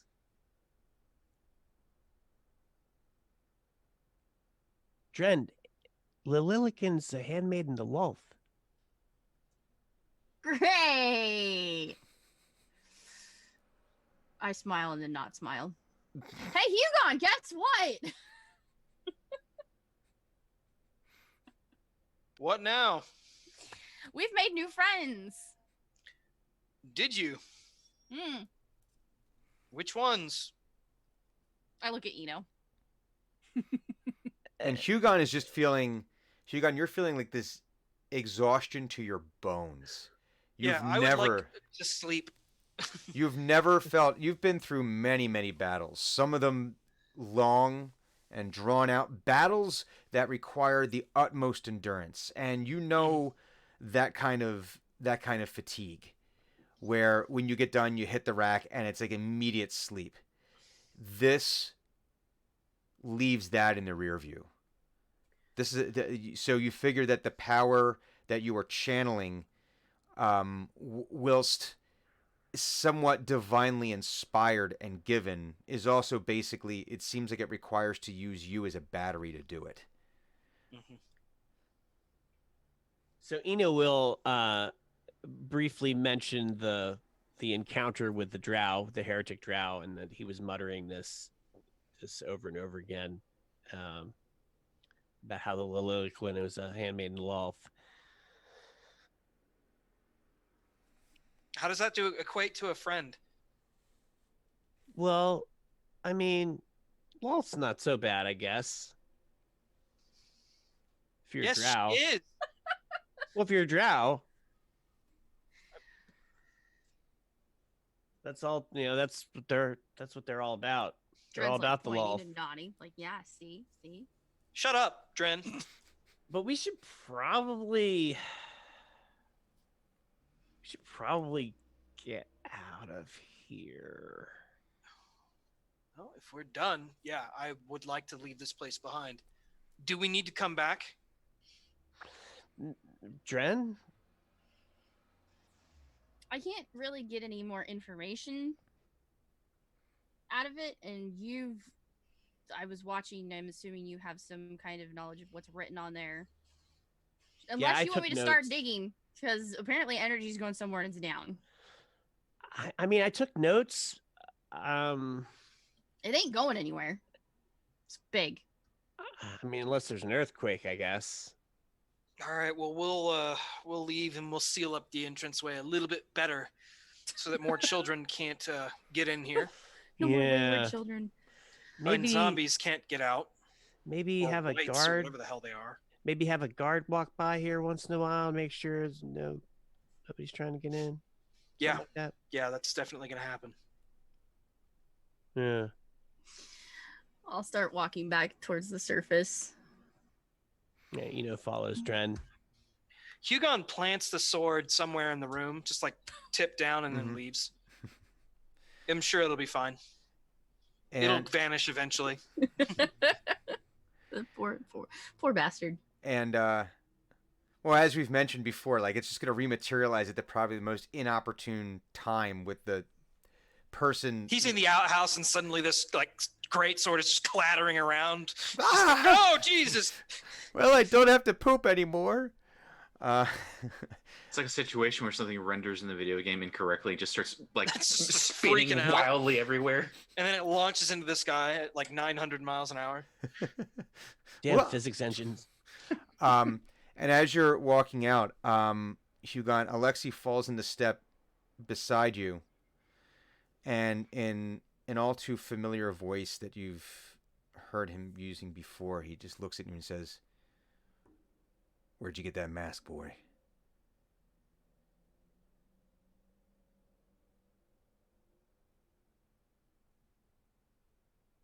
I'm trying to think of a reason I need to answer you. You've been nothing but trouble. All I can tell you is that if that's what I think it is, throw it away as far as you can and run in the opposite direction as fast as you can. Yeah, I've heard it before. It doesn't like being lost, if you get my drift. No, I completely understand. Yeah, I'm so you trying. know that your advice is useless. I don't know if you noticed, but I have a pretty decent understanding of this mask. I don't know. that And you what just do. happened is something that I've never experienced before. It only gets worse. Yeah, no shit.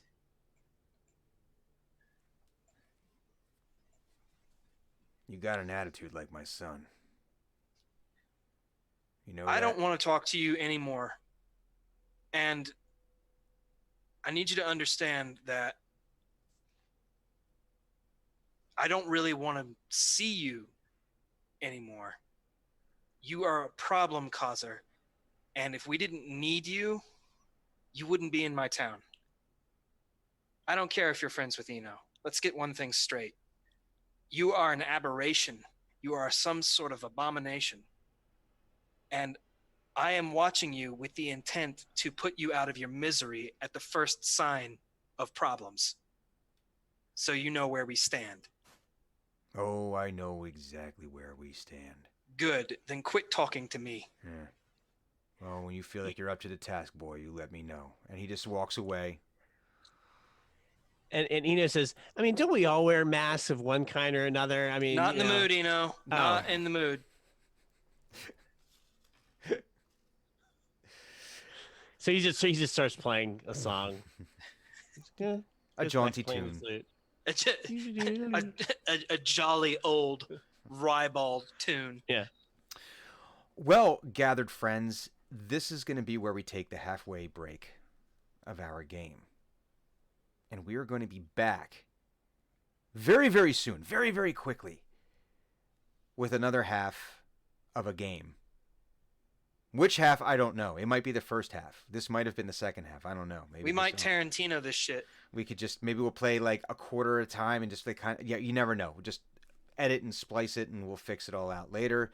But we will be back very, very soon. Stay tuned. Go invite friends, and we shall see you in just a minute.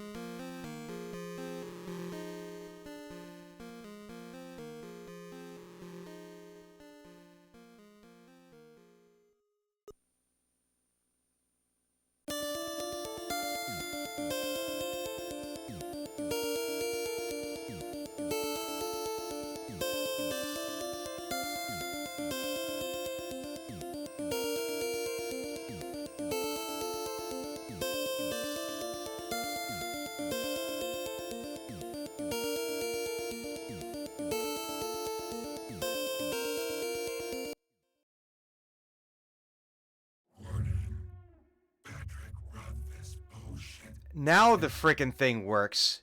It What just said the- now playing. I no. I need to figure out what's going on with that. So apparently now when we come back from break, the folks who are watching us are going to hear this thing, which is anyway.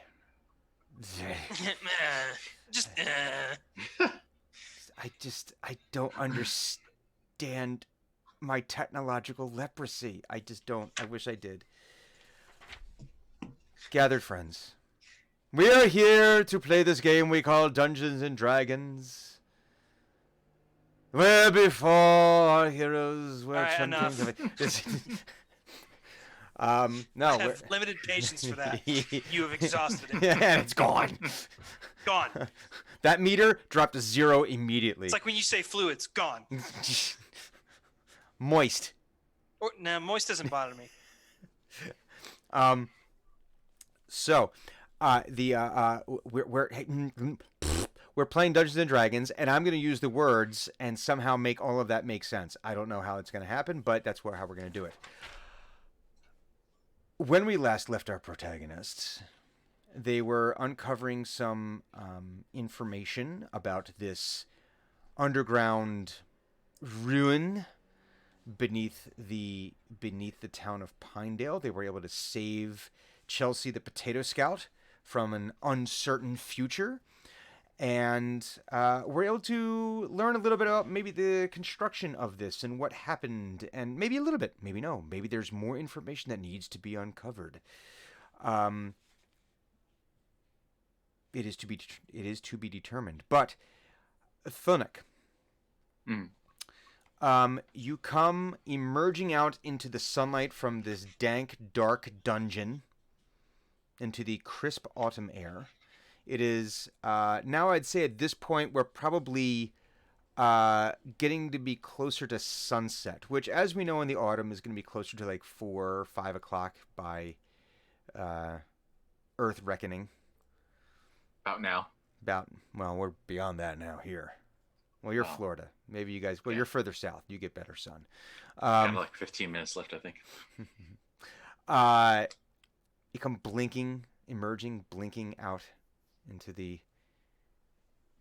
in full hero mode, by the way. Shirtless with a child strapped Shirtless, child strapped to the back. Probably a few bumps and bruises, no. a little bit of blood here and there from fighting the zombies and everything. Yeah, you got the shit smacked out of you, if I recall correctly. Yeah, there's probably a limp. Yeah, remember you got down to 1 hit point within that necrotic damage. That's right. Just one.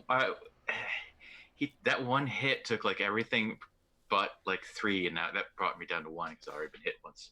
And Eno was able to give you a little bit of juice. You were able to give yourself a little bit of juice, but you come just beaten up. Like it's the hero walk, right? It's like slow motion. It's like, oh no, we thought the hero died. No, very slow. The hero comes walking out.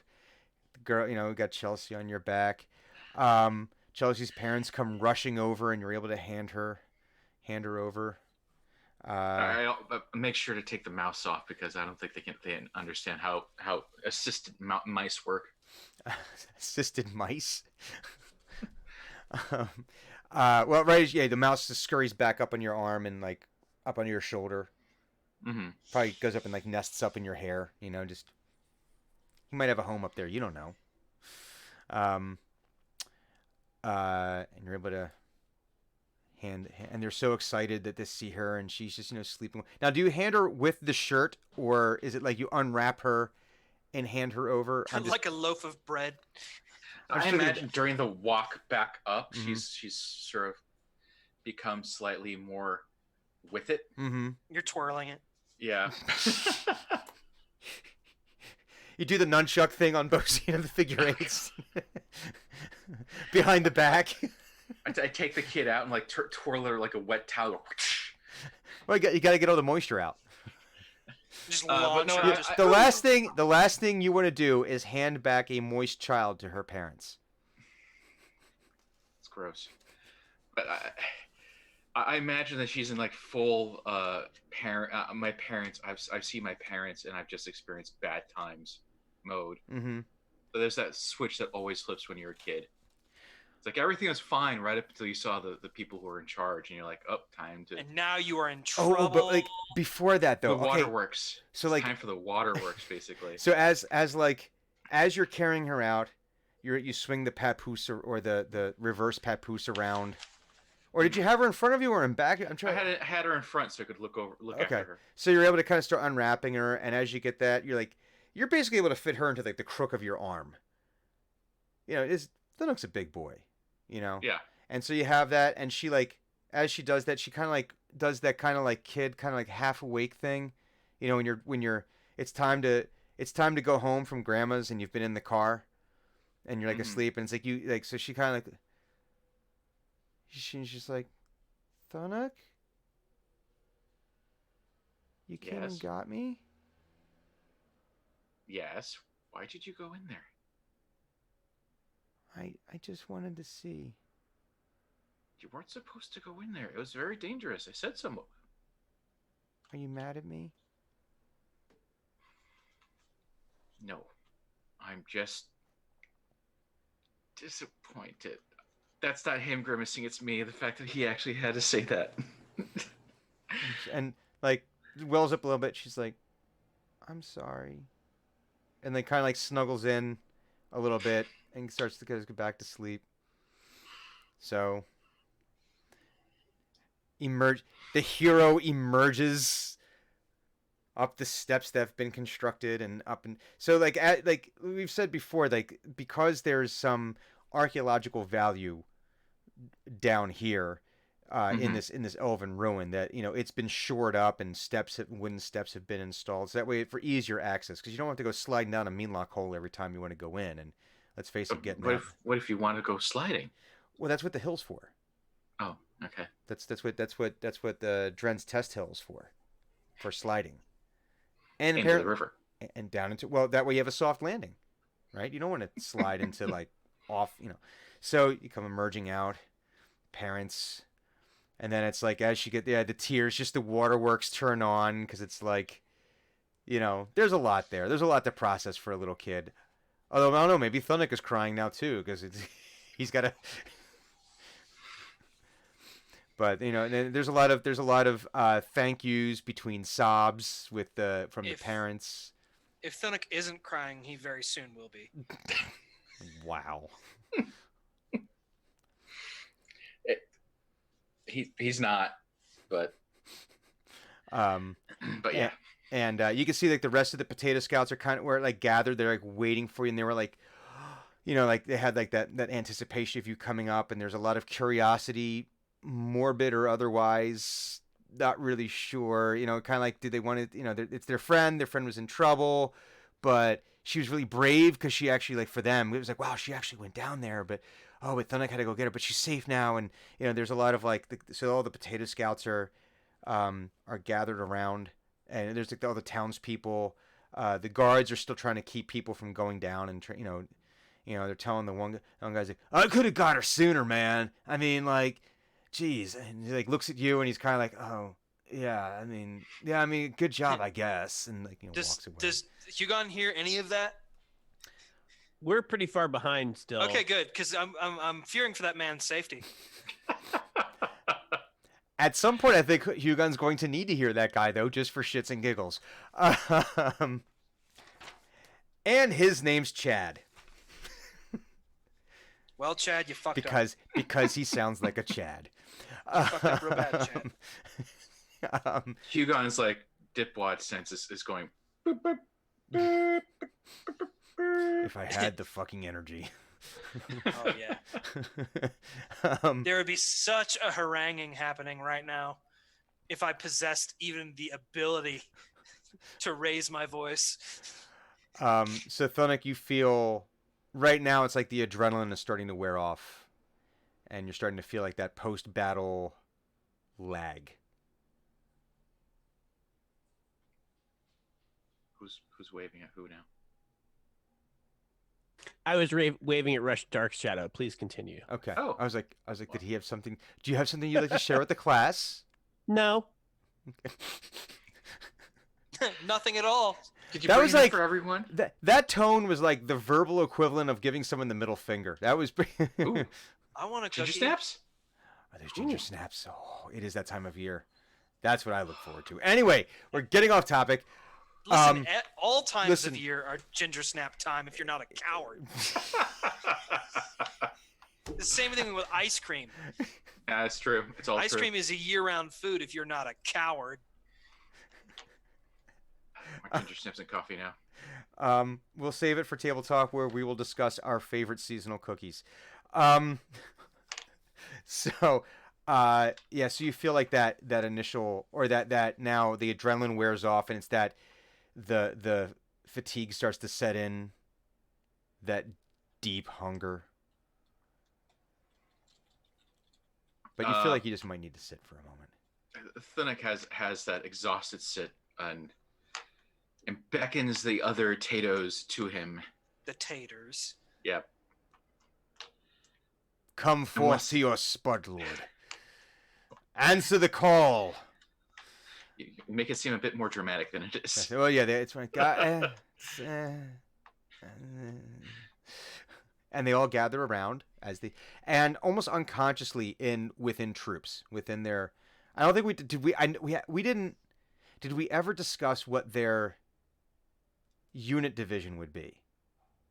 Like Boy Scouts have troops, Cub Scouts have dens. Did we ever discuss? We did, and it was something potato related, and I just can't remember now. Like cluster or something. Cluster. Because The roots? what's the clusters of spuds? potatoes?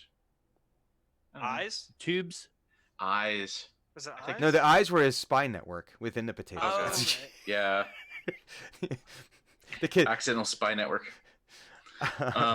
Hmm. Okay, so clusters. Well, for now we'll call them clusters until we're otherwise corrected. So they've actually Didn't have something to do with spuds or something. That's what I thought too. Well, we'll have to go back to the. I have I notes thought, on I thought that was Listen, like we'll workshop it. Yeah. Yeah, all tubers. Tubers. But they've gathered around, Mhm. clustered as they should be. yes. The shorter ones sitting in the front, taller ones in the back, as they've been well versed.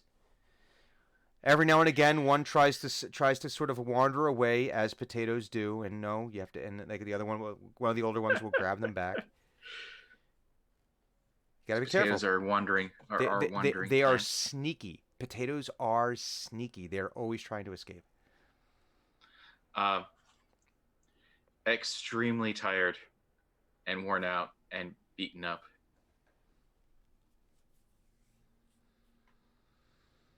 You all promised you wouldn't go down there. What happened? And you're greeted with the silence of children who do not want to answer that question. We all know that silence. That if we don't was say egged. anything, well, it could be egged, dared, it could be none of the above. Just none of them wants to tell, right? Because if they, but we've all seen it where the kids If I just don't talk, you can't acknowledge it. exactly. In many ways, smarter than most adults. You can't repudiate what I don't say. And grown-ups sure. have horrible memories, so they'll just forget that they asked. Mm-hmm. Yeah. It's kind of like if they close their eyes, you can't see me. If I don't speak, and they're all, but they all look quite abashed. But it's basically no one wants to be the.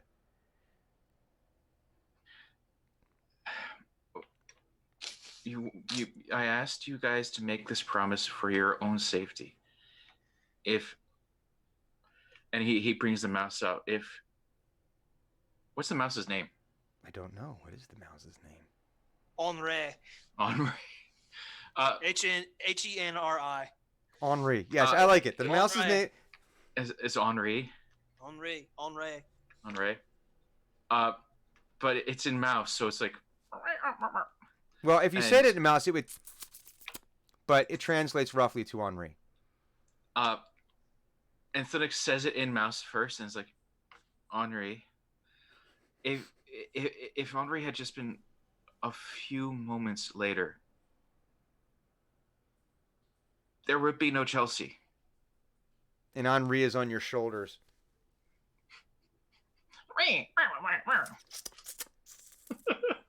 You're much better at it than I am. But he's like yeah, like got the little arms folded. He's up on the hind legs, you know, and it's just he is giving these children a very stern look. Like, that's right. If I had not come and got Thunuk, do you understand? You know, just very. He's got your back. In other words, it's just, you know. Mm-hmm. You all have to promise no one goes down there. You can't let anyone go down there. Because next time I might it might be too late. And they're all like very fastidiously avoiding eye contact.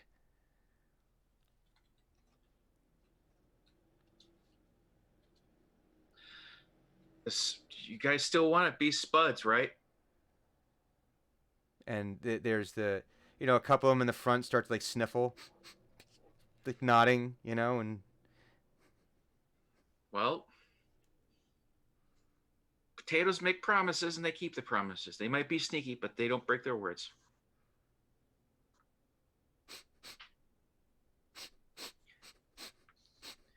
If you threatened them with Hugon, they would probably tell you the truth. Yeah, I don't think even Thunuk would do that. Although I suspect the parents are behind them. They're like, Hugon, some robbling going on back there. Some Hugon robble, Hugon robble. Yeah, the parents are like they're keeping like there's a bit of a moat between the kids and the parents, you know, where there's this divide. Not much. I mean, they were able to hear all this, but this is like, you know, sometimes you gotta let the Spud Lord do the talking, you know. I think it's gonna follow up with. I'm not angry. Hugon is angry. He's angry at me. And I'm hurt because you guys made a promise. So you have to promise again. Everyone here has to promise you're not going down there. And they stand up. One's in the front, and they all do. I think that, you know, they all put the hand up. And they all say, not at the same time, not in unison, but it's all, I promise not to go down and not to let anyone else go down into the cave. Okay, thank you. Now I'm going to sit here and I'm going to rest. And then Hugon's going to yell at me. And then I'm going to go to sleep. So you guys should go home now.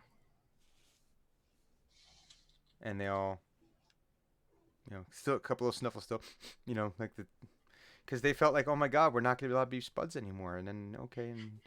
And so they go with their parents and there's a couple like approving nods from the parents, like, you know, like, thank you, you know? Yeah. But by this point, Drenmai, Eno, and Hugon, you have emerged from the Meanlock lair, and you were able to catch the tail end of Thunuk's talk with the Spuds. Yeah, and as Eno's kind of emerging from the cave, he's like, yeah, like Dren, you've heard of like the Mask of Many Faces, right? I mean, that's like another mask, you know, that you can have. Yeah, I guess that's true. Yeah, like the whole way up, every minute or so, he thinks of like another mask, and he's like, so you've heard like a Mask of Many Faces.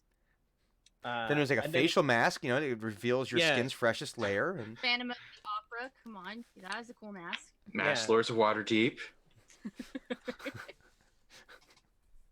And he sees I guess, Thunuk, are you sitting down now? Yes. So he could be at eye level with all the kids. And for some reason, I just imagine this would be. Tell me if I'm wrong. This would be under like the Great Tree, the one Yes. tree that. Yeah, it just seems to be like that's like the place where Thunuk would go for respite. Just. He's basically is sitting up against the tree. Mm-hmm. So Eno says that, and then he says, "Hey, are you okay, buddy?" I'm very tired and sore. Yeah. We should go. We should go to the Silver Harrier. Yeah. Yeah. And go to sleep. Okay. Okay. Do you need some help? Maybe. Okay.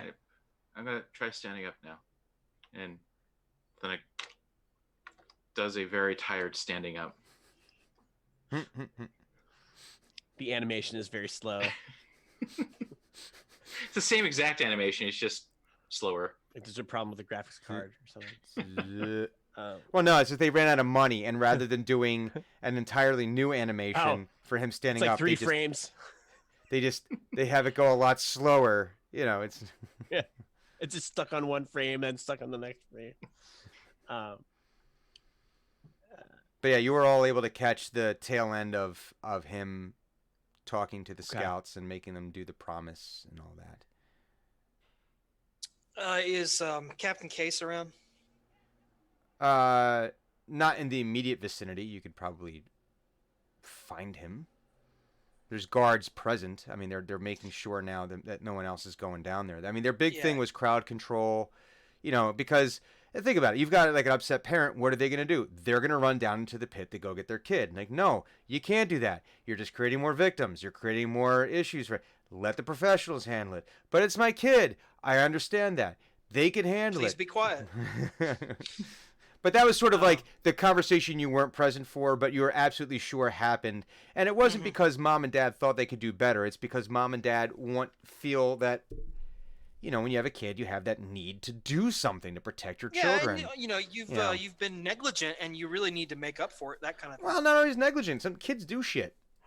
Yeah, Kids and do shit. But this wasn't like. But then you had Chad on the other hand, who was just basically offering, commentary.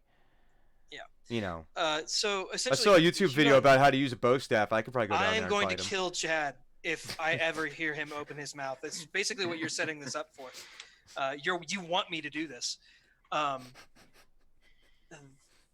will grab a guard and basically instruct them to go and find Captain Case firstly. Mm-hmm.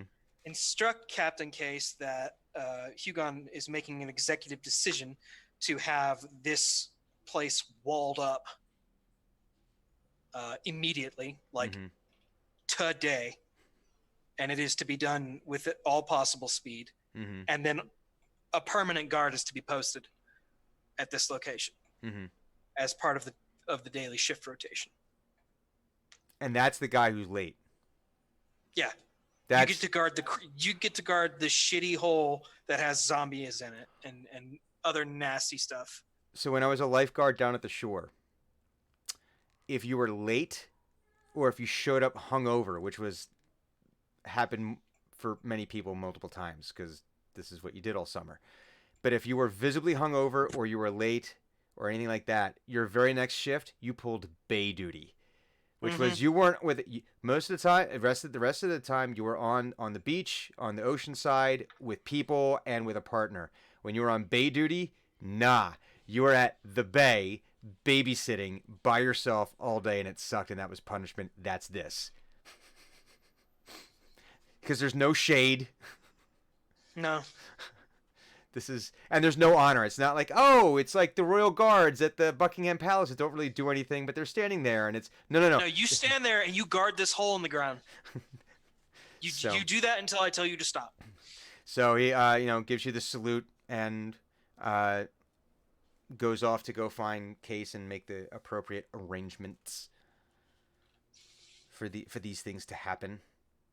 I think that is the extent of Hugon's ability to handle situations right now. I think he just, after this, he goes immediately to where his bed is, wherever it is, and then sleeps in it. And just, and then he does not get up. Does he even say anything to Thunuk as he's walking past, as he sees Thunuk there? And There's probably a look of we're gonna have a conversation later. But other than that, there's not really like he doesn't have the energy to dress somebody down right now. And Eno's been playing like the Song of Rest the whole time, but I'm assuming it hasn't been very long. It's only been a few minutes, so it hasn't really taken effect. Yeah, and the fatigue that's sitting in Hugon's bones right now, in his very soul, is more than just, hey, I'm tired. This is, and then not that he's communicated this with anyone, but because he's a private guy, he doesn't want to tell you how he feels, but this is a profound fatigue. Words are difficult at this point. Mm-hmm. Before he was unable to speak because of this power flowing through him. Now it's like, it's when you're so tired, you're just like, all you can manage is a frown. Some vague gestures, and you have to hope that people get it. So Clues has that look sometimes. Mm-hmm. I've made all the things. Yeah. Mm-hmm. Eno will follow behind Thunuk to make sure that he doesn't fall over. Not that he could really do much. I was about to say, what the hell is Eno gonna do? Except get out of the way. No, I can help. I can actually help him back up. You don't know. No, I can help. I can help him back up. I still have a spell slot. I still have a level 2 spell slot, so I can help him back up. But I don't really want to, but I could. But I no, he's gonna follow around behind Thunuk and make sure Thunuk gets back to the Silver Harrier, and kind of keeps a side glance on Dren and keeps thinking of masks. Even though Hugon's not with them anymore, he's still stuck on masks right now. It's like, because we all wear a mask, to hide how we're really feeling inside, And like a beard is a kind of a mask, right? It's like the mask for the lower half of your face. Like It's people a that chin wear mask. beards. Eyebrows, Not if they even grow like bushy it. enough. Forehead mask. Hair, scalp mask. Scalp mask. Clothes, body mask. Would you say, Clues? I was always thinking of beards as a blanket. A blanket Didn't for your think it. face. Well, neck blanket. Neck blanket. Neck blanket. But is not a blanket a type of mask? No, it is not. No. No. More of a curtain. There you go. Underwear. Butt mask. No. Butt mask. Junk mask. It's not. It's not how it works. Listen, you guys opened this door. I just I was walked about on to through. say, let it be said, I did not start this one. Yes, masks to be found everywhere. Yeah. And he So- says, when I was in Waterdeep, I was at a masquerade too. I mean, that was pretty cool. Yeah, but we were all like emo and pretending to be vampires, and Yeah, everybody was wearing black, and it we was all had dark black out, but they all makeup wore on. tinted glasses anyway. Yeah. All the rooms were painted black. The furniture was all black. Couldn't even. I mean, it kept bumping into things. It sucked. But man, it was awesome, man. You don't understand. The lights were black. We really explored our souls, Yeah. like who we It was a were. seance. So, is this a case of where everyone just feels the need right now to get a perhaps a long rest? Yes. Very Or- much so. I believe the technical term is a conk out. A conk out? Yeah. Yeah. Get conked. Mm-hmm. It's time for a long rest. So, all right. So everyone makes their way to their various abodes, climbs into what seems beyond reason to be overly comfortable and wonderful beds. When Eno gets to his room, he gets out the book that he got from the monastery. Mm-hmm. The one with the symbol on the front, Mhm. that had some information in it. Mm-hmm. The And he bad starts- cookbook? No, we don't have that. This is the one I pilfered. Oh. That has some info about like potentially the Shadow Council in it. Mm-hmm. Oh. So he like before he goes to sleep, he's like flipping through and he's trying to look for Lilligan. He's trying to look for Lulth. He's trying to see if there's any connection there in this book. Investigation check. Is there an index? Is he cursing at it for the fact that there isn't one? No, there's definitely no table of contents in this book. On either side, it's just wall-to-wall info. No table of contents, no index, No. just... That's a 12. Not great. As But you're not horrible. paging through, your mind is sort of disassociating, and you die. No, you Oh well. Let me Wow. roll a new character. With D&D Beyond, it couldn't be easier. Random. Random. I'm a goblin. No, so it's one of those things where if you've ever tried concentrating, but you're so tired you can't concentrate, but you end up seeing things that you wouldn't have ordinarily seen because it's almost like your brain's not, when you're not focusing on this one thing, you when you focus on something when you're tired, it's almost like things can get excluded and you start missing things. But you're so tired at this point that it's like you start almost seeing like, oh, I never noticed that, and oh look, there's actually footnotes. And one of the footnotes, and it's virtually impossible to tell where it's referencing because it's one of those things where the footnotes aren't terribly well organized because it's not really chapters. So it's not like chapters where, oh, I go to the end of the chapter and it's got all the notes and I can go back in the chapter. You're not quite sure where, but you did see a footnote before, or that you haven't seen before. And it is called, it was referencing a book.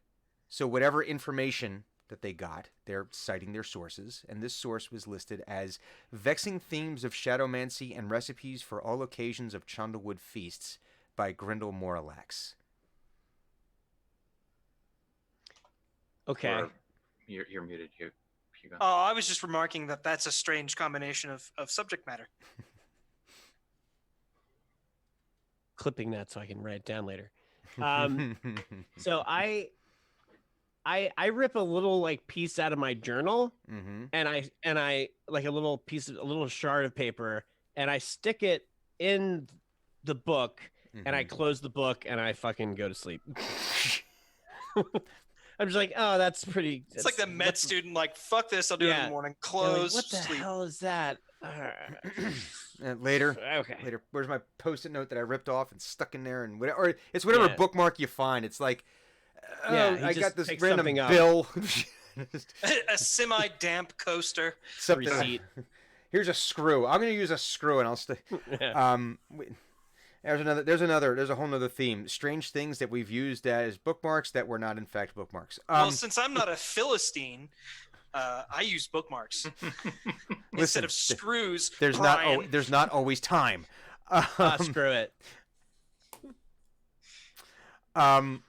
You all have a very restful sleep. Good day's work. You can feel good about what you did. There is nothing at all morally ambiguous about what you have done. You can unequivocally said on this day, you have done good. And I feel like we should end the game there, but we're not going to. But it feels like, listen, that's it. Campaign over. Cool. Yeah. Thanks, everybody. Thanks, everybody. Except for you, Hugon. You Wow. Give me one-on-one. No, you do have a restful sleep, but you do have dreams of battles you have not participated in. Vague, nothing visceral, nothing where you are able to, like, you find yourself in the midst of a very realistic battle that's going to wake you up, like the night terrors type situation. But you have dreams of battles that you don't ever remember participating in. You see strange visions of strange armors, strange, of unknown livery, weapons of indeterminable make, but nothing much more than that.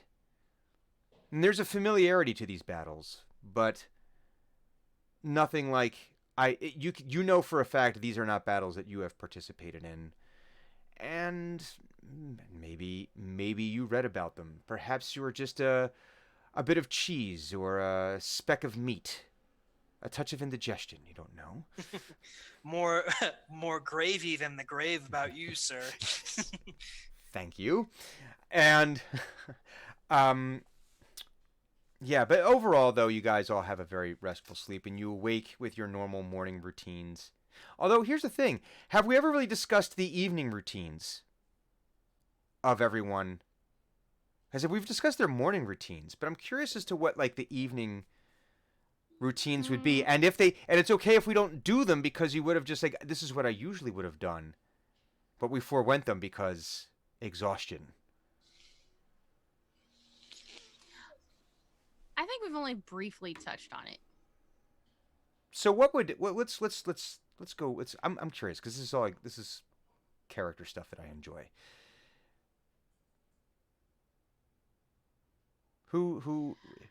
What does Dreadmite do? Who would like to share? Who would like to share? Go ahead. You can probably just.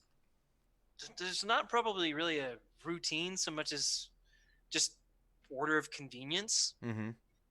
Like he's done all the things that he needs to do, so in whatever order he'd probably eat something, drink something, and then sleep. There's not really much that goes on. Would it be a case of where Hugon, I would wonder, would Hugon do the once over to make sure everything is where it's supposed to be in the room? So that way it's like when he wakes up, it's like he can blindly reach for... I don't know. Maybe not. No,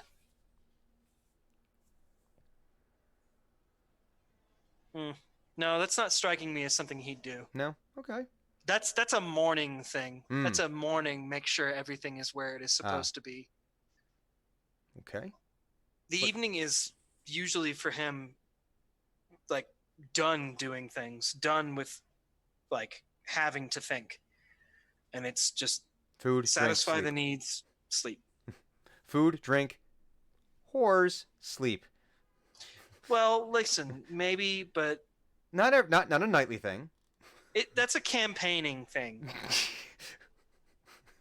Also, he's not precisely as rowdy as a young man he used to be. But yeah, no, I wouldn't say that there's a routine involved. Okay. Dreadmite, what does Dreadmite do? I'd probably still be really, really mad that my shop is clean, or at least cleaner than normal. So I'd be going back. I'd be fine until I opened up the shop, and then it's like that instant. Oh, yeah. So I'd probably start. What? Ye old. Oh, this bullshit again. Yeah. Oh, this goddamn bullshit. So I'd probably start working on something, like finishing up whatever I was working on with Rozzy, making a mess, putting reorganizing. Things back reorganizing, putting things back where I was, and then probably working on a nonsense project until butt o'clock in the morning, and then just passing out face down on the workbench. It's like that mindless project that doesn't really matter. It could just be like hammering nails into a board. It's pretty like that much mind relaxing. I might like take off the armor and then figure out how I can like add more pockets or something to it, or automate it in some way. Yeah. Have it truly, epitomize that software as a service, philosophy. Mm-hmm. Pretty much. Figure out how to get the armor into the cloud. Mm-hmm. Look, I play D&D to escape work, okay? Well, seeing as how you had something to say, what is the next nightly routine? He goes and checks on his various clinics as he does in the morning. Does the good night rounds, then does his uh, uh, evening prayer to the four, and then opens up a leather-bound box that he carries and starts writing letters to people. But since he doesn't know where they live, he just keeps them in the box. He doesn't actually send them. They're just letters. He's like, he writes the letters with the intention to send them. Mm-hmm. So every so often he bundles them together because eventually he'll figure out where these people are and he'll send them letters. But he hasn't seen them in years, and he promised to write, and he just never found out where to send the letters to. So he's still writing, and he's got decades worth of letters here. Oh wow! Since he was a kid, like one stack is really thick, and some of them are very thin, and it just depends on what he thinks they'd like to hear about. Saw a rock today. And saw a rock today. Really cool bug. Have you seen a dog? You probably have. And yeah, made friends with the local cats.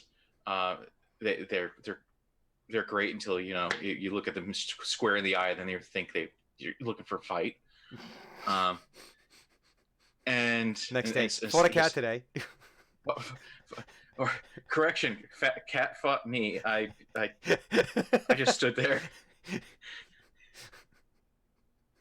And then he goes to sleep, usually. But today he was just too worn out. He went upstairs, looked at the clinic, saw nothing needed his attention, and then just went to sleep.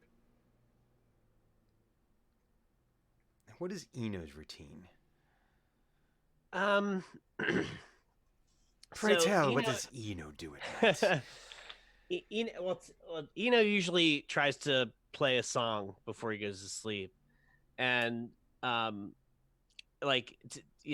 he's just tossed aside this book, and he takes out his lute and he starts playing a song, and it's a song that he hasn't tried to play in a long time, because he's just thinking about Shadowfell and all this stuff, and he starts thinking about Waterdeep again, and so he starts singing this song. In Waterdeep, out by the shallows, they led the pale lady to the gallows. At dusk the executioner would pull the handle and send her unstained soul into the hallows. I asked the nearby guard what she hanging for. The answer he gave was that she crossed a masked lord. At dusk the executioner will rid us of this vandal. The will of the council will not be ignored. Oh,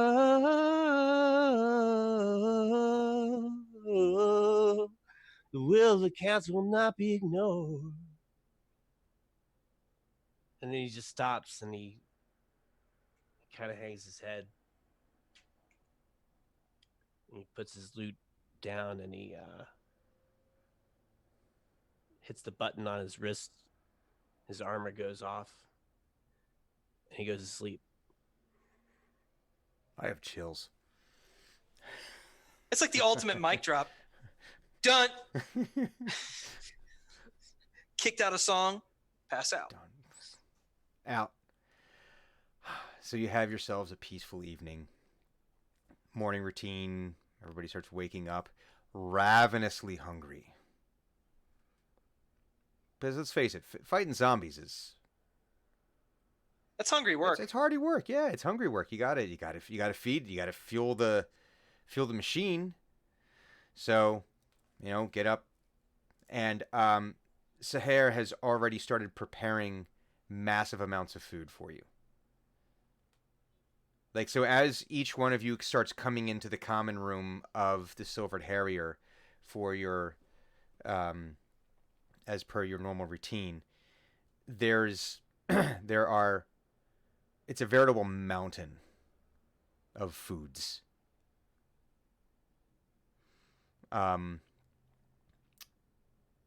Where there's biscuits. That's a 5-star Yelp review right there. Just food was already here when I arrived. 5 stars. But I'm gonna do one better. The biscuits are still warm. Oh, I'm still not gonna make biscuits tonight now. Anyway, the biscuit. So you've got your biscuits. You've got sausages. You've got your bacons. You've got your eggs. You've got bread. Just bread in general. You have bread. What else would be? I'm trying to think what else. Probably some kind of form of oats, some kind of like oatmeal kind of grits type situation going on there. If they know I'm coming, there's something sugary. Oh, they've got, if there were a Faerunian D&D equivalent of Frosted Flakes, Fruit Loops, and Cocoa Puffs, it would all be mixed. Because Drenmai, if we were to set Team X like in an 80s situation, like Drenmai would be the one on Saturday morning mixing all of the cereals into one enormous salad bowl. The fruits and the chocolates with the marshmallows? Everything. All together? All of it together in front of the TV for morning cartoons. Because sugar. And top it off with a little bit of maple syrup. But then you got to think. But then you get to drink the milk when you're done, which is going to be some kind of crazy color, probably blue at that point, you know. But when you come out, they have the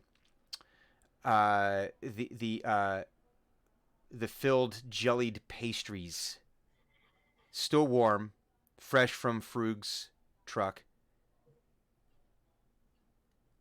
Little food cart out there. But as you're like devouring that, Dren, like she's like trying to like get you some protein in there as well, because you know you can't live on carbs alone. She's trying to like sneak you a bacon every now and again. Bacon. and she said that this is like the normal routine. Dren, you can't have just sugar. You have to have some meat there too. Here, have some bacon.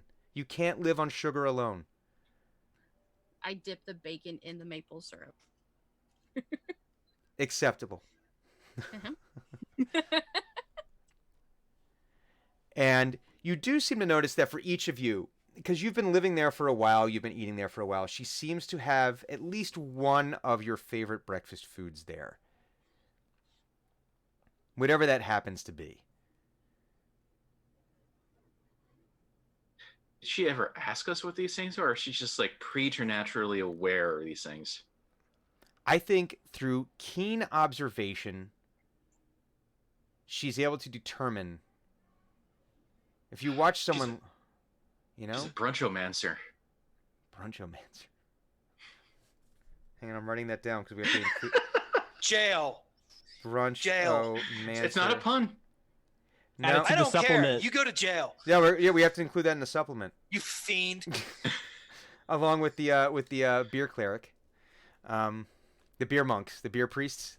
But she's good at her craft. She's good at her craft. She's able. Well, Drenmai, she's known for ages, so she knows what Drenmai wants. But she's always, after observing someone's eating habits for a while and through snippets of conversation, she's almost able to do like deductive reasoning. Like she could have a conversation with you about Waterdavian politics, and through that she would be able to suss out what your favorite breakfast food should be, and she's able to do that. So, but you have a nice food, so you're able to feed the beast. Eno, as you wake up in the morning, before you head down, you look at where you threw the book, and you notice on the piece of paper that you tore out of your journal, there was a doodle that looked like this. Okay. Mm-hmm. Do a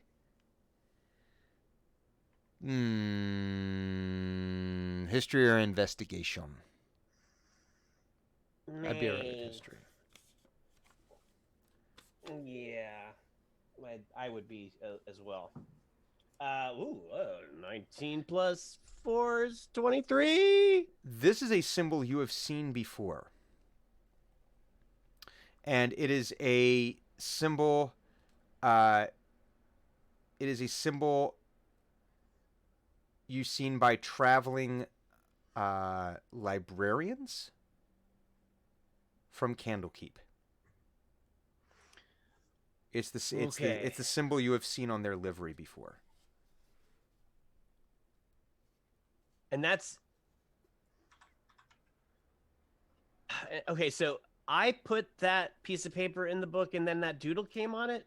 No, you just absentmindedly last night when you were tearing a page out of the journal that you had gotten from the books, because you got, if I remember, you got the book. Okay, Brian, words. You got the journal. The journal, right? From the Shadowfell, From right? the Shadowfell, yes. Yeah. Yeah. All right. So the okay, I get it now. So and it the wasn't. page the piece I tore out has that on it. I just didn't see it when I put it in the book and closed it. Okay. All right, and so it's the livery from the libraries of Candlekeep. Yes. Okay. Yes. Okay. And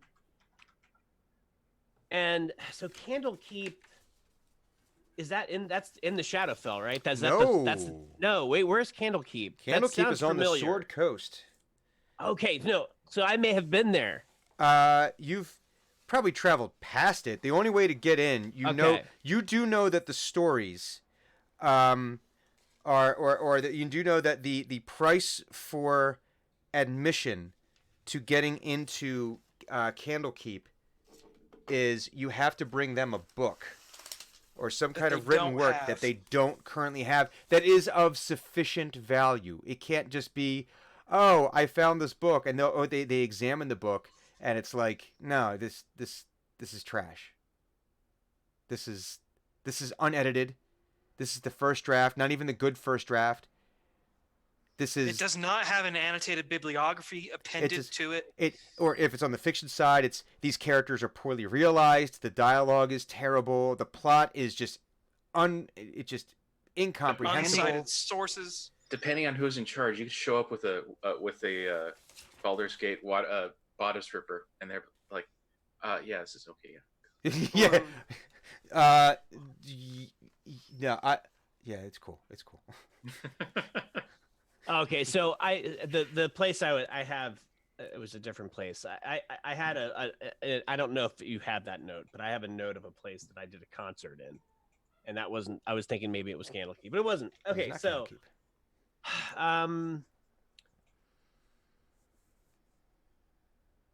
Candlekeep. So this journal came from the library at Candlekeep. Well, but it's not. Yeah. Potentially. Yeah. That would be Eno's first thought is did this journal come from Candlekeep to the Shadowfell, and how did I tear that piece out and put it in this? So he opens the book up again and he looks at it and he starts thinking about vexing themes of shadowmancy and recipes of Chondalwood feasts. Recipes for all occasions of Chondalwood feasts. Oh, for all occasions. I'm sorry. Yes. Please, we must be properly pompous here when naming our title. Okay, so and he starts feeling really hungry, and so he starts thinking about Grindel Moralax. I don't know that name would ring a bell with him, but I think he goes to look for Alexi. I think before he goes down to eat, he wants to find Alexi. Alexi is in the room where you were able to put him up. Okay, so he goes and he kind of knocks on the door. He's like, Alexi, and then as in mid knock, door opens and you're nose to nose with Alexi. Yes, and Eno doesn't move at all, and he's like, Alexi, I have something to ask you. What do you have to ask me? I need to ask you if you know who Grindel Moralax is. Grindel Moralax? Yes. Did he own that House of Ill Repute that we went to when we were in Neverwinter? I don't think so. No. Then no, I do not know of Grindel. Wait a minute. He wrote a book, did he not? He did. I think I read that book. May I come in? This is rather awkward, isn't it? Not really. But I'd like to come in if I can. Maybe the hallway isn't the best place to have this conversation. How do we know? How do we know anything? But I'd like to come in. That's an excellent point. We should come in. Yes. Does he stand aside? I should probably move out of your way, shouldn't I? Yeah. I mean, that would preclude me from getting in. There's like You an were still in awkward the way. pause, and then it's step back to the side. So Eno walks in and he finds the seat, and he shows Alexei the book, and he shows him the footnote. And he says, "Is that the book you read?" I think it might have been. There were some odd recipes in there. And then some people showed up to come get the book. And the proprietor read something from the book. And then... Have you ever masturbated with a cheese grater? No. Ugh. That sounds awful. That's the only way I can describe the feeling. It was that. And then darkness and cold and more darkness and cold. More darkness and cold, and then and then it was a forest, and I was walking towards town. This guy reminds me so much of Yellowbeard. Tell me, Alexei, does your monastery specialize in recipe books by any chance? Because the Tome of Aberact is also a recipe book of some kind. I do not know. There were many books there, but I do not... It wasn't all recipes in the one that I read, though. Not all cookbooks. No, there were recipes in the book, but there were other things as well. I couldn't read all the writing, but the other fellow could. And then... cheese grater, genitals, dark, cold. Okay. So... I look at the footnote and like what text is it referencing? Is it like, in other words, it's a footnote? Does it reference a piece of text up above it? It's saying like, go read this book to learn more about this thing. Yeah, it's got like the little symbol. But you'd have to so you page back a few pages because it's very poorly organized. Mm-hmm. And there is merely mention of in this book it merely mentions it mentions the Shadow Council then aided the school. See footnote. Alexei, have you ever been to Candlekeep? I drove past it once in a cart. Yeah, same here. Quite impressive. They wouldn't let me in, though. Apparently Apparently the things I wrote were not of noteworthy something or other. You would think a first edition of lewd poems would be fine to get you in, but no. Yeah, what? They wouldn't let you in? No, it was a travesty that they would. That's ridiculous. But you write. But of course, you give them a book that has the last lords of Waterdeep engaging in some kind of inhuman, romantic, whatever, and then that Wait gets a you in the second. door. He pulls out the other book that he stole from the monastery that has the history of Waterdeep in it. And he's like, would this book get us in? I think they have that one already, mate. And he swears under his breath. Yeah, they probably would. And he puts it back. But I would imagine he swears Back. in like in abyssal, which is like Yeah, a he kinda- whole different level of cursing. Yeah. Well, infernal. Yeah. Oh yeah. In infernal, like cursing in Infernal, yeah. infernal would actually like if you say it loud enough could actually like do damage. Yeah. That's why he says it really softly. No.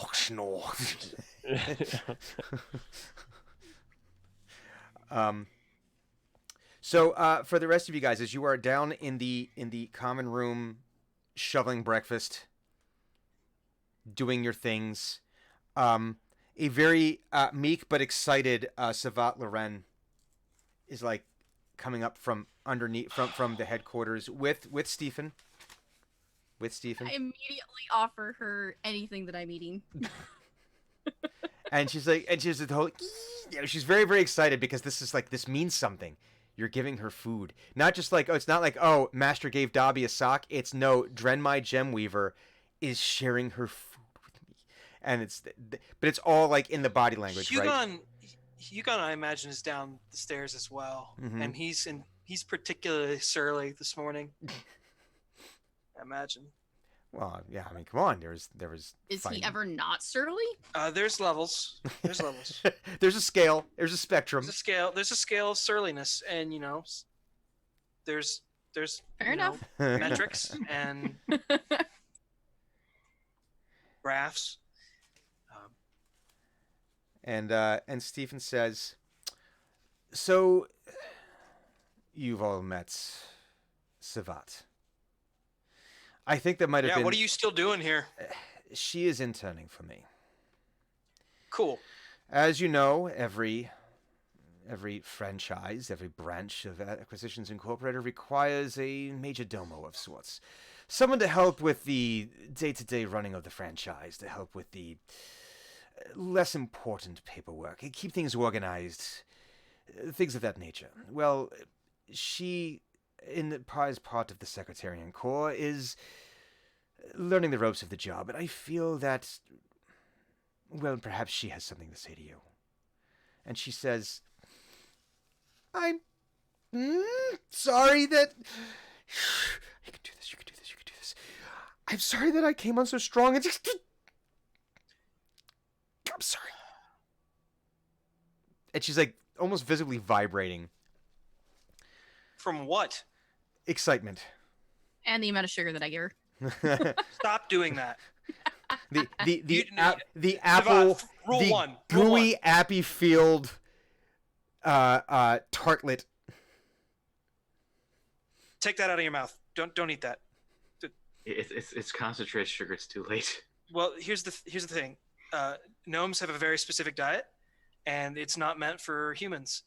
And you need to not consume anything that she gives you, both for your sake and mine. I don't care. I really human? don't. I don't remember. Huh? What? I don't remember if she's human or not. I'm just. Mm-hmm. Yeah, she's what's she human? Yeah, Oh, human. Thick, big glasses, like hair, like tied up, like thick hair, but tied up like kind of like a reddish, brownish hair. It's tied up like this big kind of knot ponytail, pencils sticking out of it. It seems to be like she just sort of sticks pencils or writing implements up in there and forgets about them sometimes. Wearing the secretarian livery, there's some ink stains all over it. But yeah, very just it's gonna be so hard. So sorry.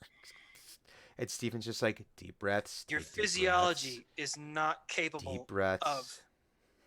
of consuming and metabolizing You'll that need, much sugar. It you'll- will kill you. You'll need to forgive her. She is quite the fan, apparently, of Team Xenagogue. Why?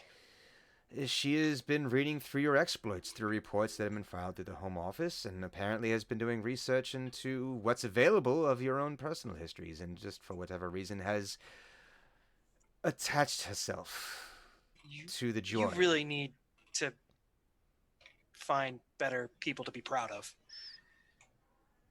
Like, not a good choice. It's all right. You sell yourself so short. You've done so many good things out there, and you've been such an inspirational leader to the people around you. You gotta stop selling yourself so short. Oh, it's okay. We're gonna write everything down. And it's gonna be fine, and I'm gonna make sure that. God, please be quiet. Oh my God. And she said, You are almost. I don't. I think I've known you for one day, and I I don't hate you. know.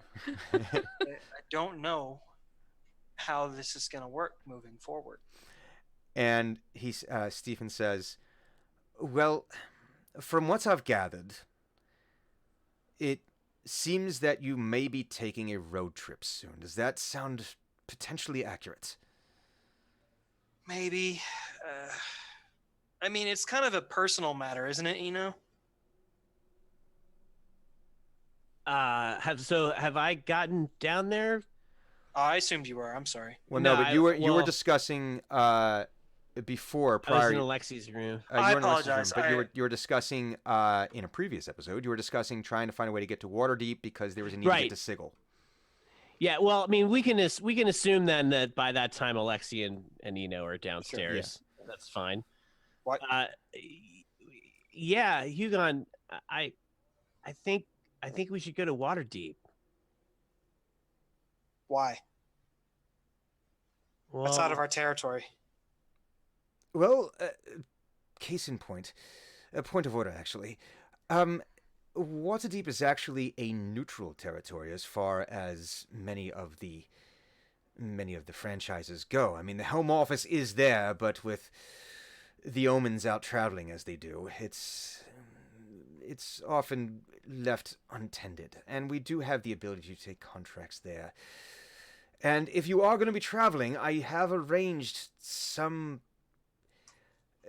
remote contracts so that you may continue to trifling things, easy things to handle, just essentially things you could do whilst on the way to continue the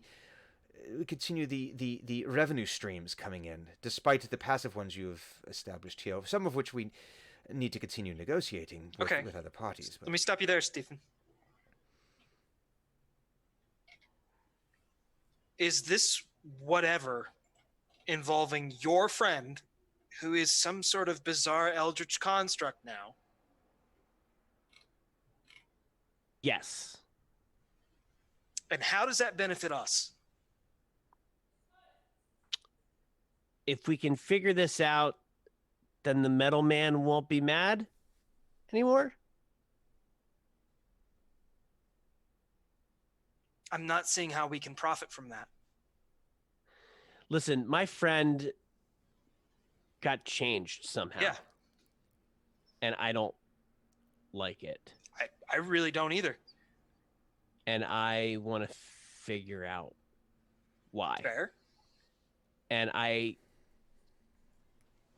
also want to go to Candlekeep. And Stephen interjects and he says, if I may just offer one particular way that we might be You able have to 25 profit from. words, Stephen. Make them count. We reverse engineer him and sell the technology. We eliminate the threat of new Okay. weapons being produced.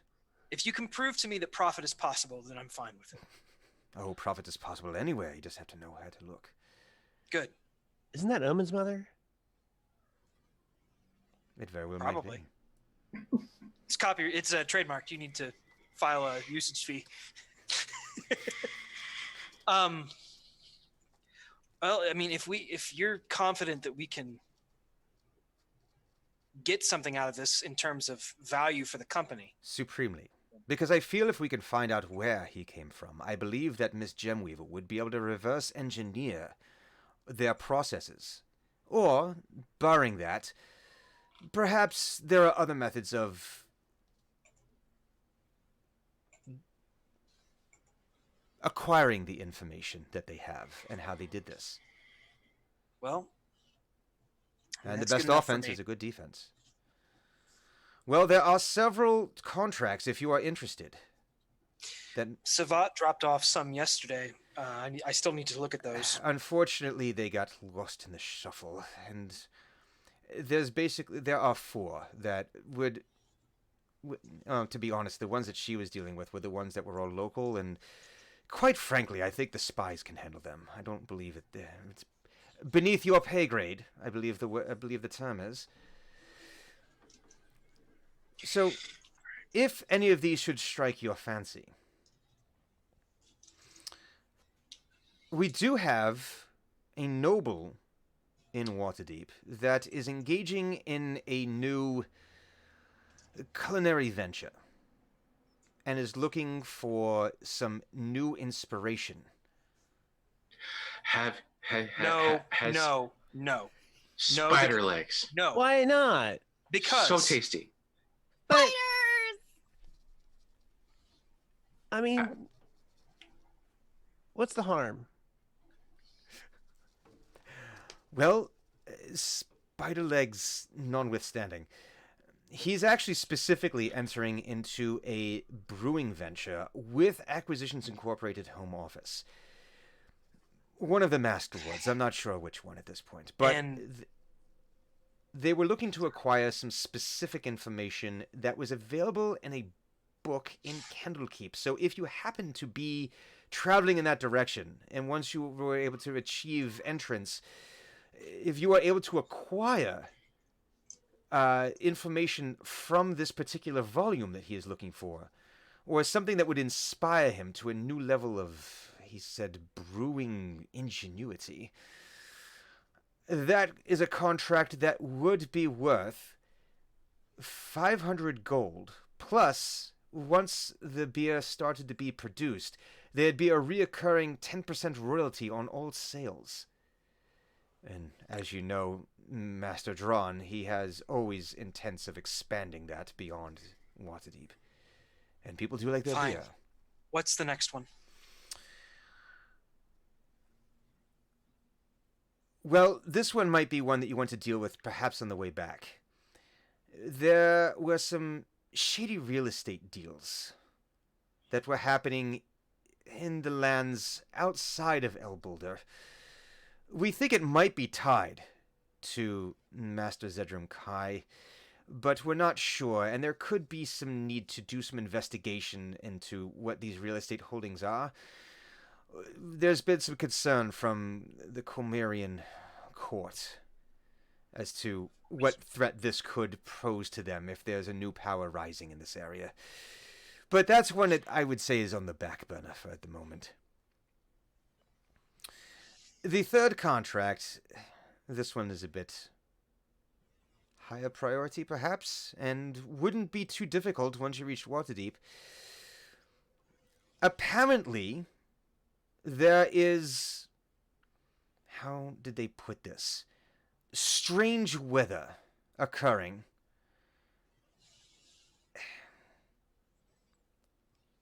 Localized, very highly localized. But this is where it gets a bit dicey, and this is why they've called you in specifically. They say that the reason for these weather disturbances is because of Team Xenagogue, which we know is decidedly impossible, because, well, you've been here. And this is relatively recent. And unfortunately, the location makes it a little bit more difficult. We do need to send you in. It is in the Desseran Valley, but the C team is unavailable to deal with it. And seeing as how we didn't want to, at least at this point, there's other reasons we would, but at this point we wouldn't want necessarily to pit franchise versus franchise. It's tired and it's been done this season already. We need to find another way to deal with this. And seeing as how you're already taking the blame for this, it seems only logical that you should be the solution for this. Okay. I do believe we are able to squeeze about 1,000 gold out of the local landowners to deal with this. We basically contracted with each of them individually, but they don't know, so we must... Stephen, shut up and get to the next contract. I see Hugon's head rolling with the amount of paperwork. Well, those were the contracts. Okay, that's it? That is it. Good. Okay. Is Hugon just is his head just veins right now? He's like dented his like flagon. Like he's gripped into it so hard that it's got like very clear palm and finger impressions. I slide over like a pastry that's covered in powdered sugar. Just like shove it in front of him. Don't talk to me. I use Mage Hand to get a new Don't look at me. flagon over in front of Hugon that's not dented. Okay. We have contracts. I'll handle up some paperwork, get things in order, then we can get moving. Very good, sir. Today. So everybody needs to get ready. Everybody needs to pack their shit. Thunuk, I swear, if we come back and there are missing potato scouts because they've wandered into a goddamn tomb, I'm going to beat you. But that's it wouldn't certain- be his fault if Explain to them that they are not to do that. they're not going to listen. I will. Good. That they. He's saying to Hugo, I will, and it basically, the other side of his head is going towards. It's like, yeah, I know. He doesn't care. Alexi's coming with us, is that right? Yeah. Okay, that's one less Alexi, problem for the city. Alexi, you're coming with us, right? But of course, it only seems logical that I should go with you, and besides, there's a few places we need to show everybody. Don't forget, Yeah. we need to take everyone to Under the Sea. Oh God, I barely remember that place. That's the best part. Stephen, Yeah. I need you to How get many a- drinks do you think it would take to get the Fearbog drunk? Alexi, shut up. The adults are talking. Well, he's got a point though. Stephen, do your best to get a message to Loralissa and Cohan Fielderson. Hire them out on a contract basis if you need to, but I need somebody that I can trust watching the town. Very good. And then I'll work something out with the spies for the other contracts, but that's on me. Very good, Sam. Hey, Thunuk, have you ever been inebriated? I think so. Did you like it? I think so. Cool.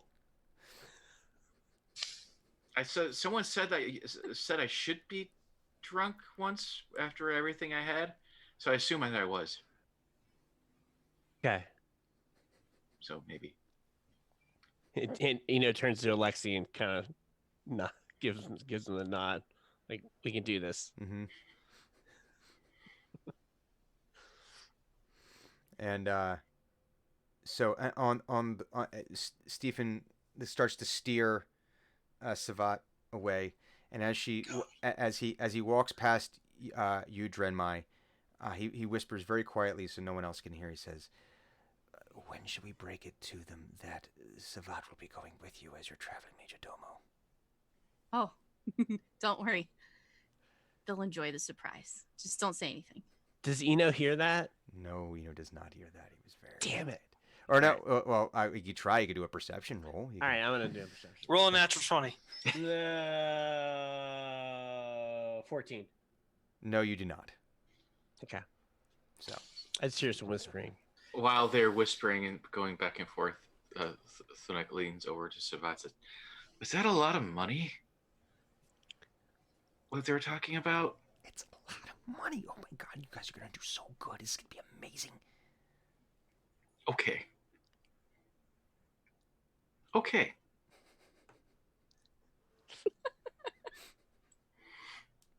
You've got no idea. It's gonna be so much money. Oh no, dude, I can't wait. I am glad. And the camera pulls out through the window of the Silvered Harrier up to the town. It goes up above the town. You see the whole town of Pinedale. The camera keeps going up, and it moves, and it kind of pans. It tilts up, and tilts, and turns to the left, and off in the very, very far distance. It starts to look. The camera looks off into the distance, where somewhere out there is Waterdeep. And that is where we will end our game this week. Yay! So, hey folks, thanks for watching. Thanks for sticking with us. Thanks for playing along with the home game. We are going to be right back with Table Talk, where we will discuss old business and new business, and we could discuss, as we mentioned before, things that we've used as bookmarks that were not bookmarks, and our favorite seasonal cookies. But we will deal with that after we deal with old business, and we will be back momentarily. Stick around. Thank you very much.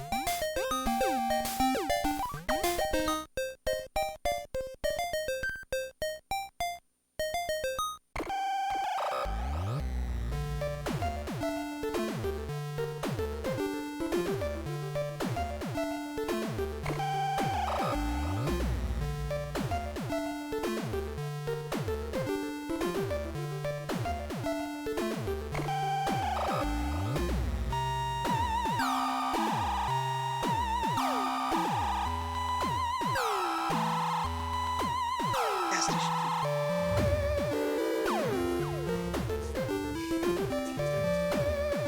doing? I don't know.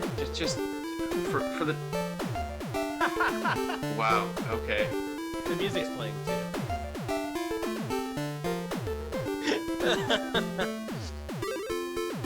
Awesome. There we go. Nobody Music's needs to off. hear the DM. Now we can riot. Everything's fine. I got it. Everything's fine. Fix things here. Okay. Anyway. Speaking of riots, PAX Unplugged at the end of this month, Yay! early December. That No, is no, good. no, You're no, right. no. Yeah. Beginning of next month, not the end of this month. Shh. Good lord, do not jump the shit forward any more than it already is. All right. Yeah. I'm not ready. I'm still carving and sanding stuff right now. We'll carve and sand faster. Get to it. I can't. I'm a Scotty moment here, man. All right. I've given it all she's got. I shall roll the d4 to see where we start with old business for either moments of the game, employees of the week, or any combination thereof. Quadrant 2. So that is our precious cleric. Old business? Well, old business is MVP time. Mm-hmm. We got to determine that. Mm-hmm. It's got to be Eno. Eno. It's got to be Eno. Does it? I mean, really? Yeah. Does it? Yeah, just No, across no. the board. We did have an epic song there. Well, I mean, even before the epic song. we had the masks. Oh God, yes. Oh, There was yeah. the masks. And also like the sort of knowledge off that Dren and Eno had. We're like, oh, I want to roll. I want to roll. I want to roll. I want to roll. I want to roll. Who gets to know more about the thing? That was good. Moving in an anti-clockwise motion. This will now go up to the goat. Mr. Oh. Goat.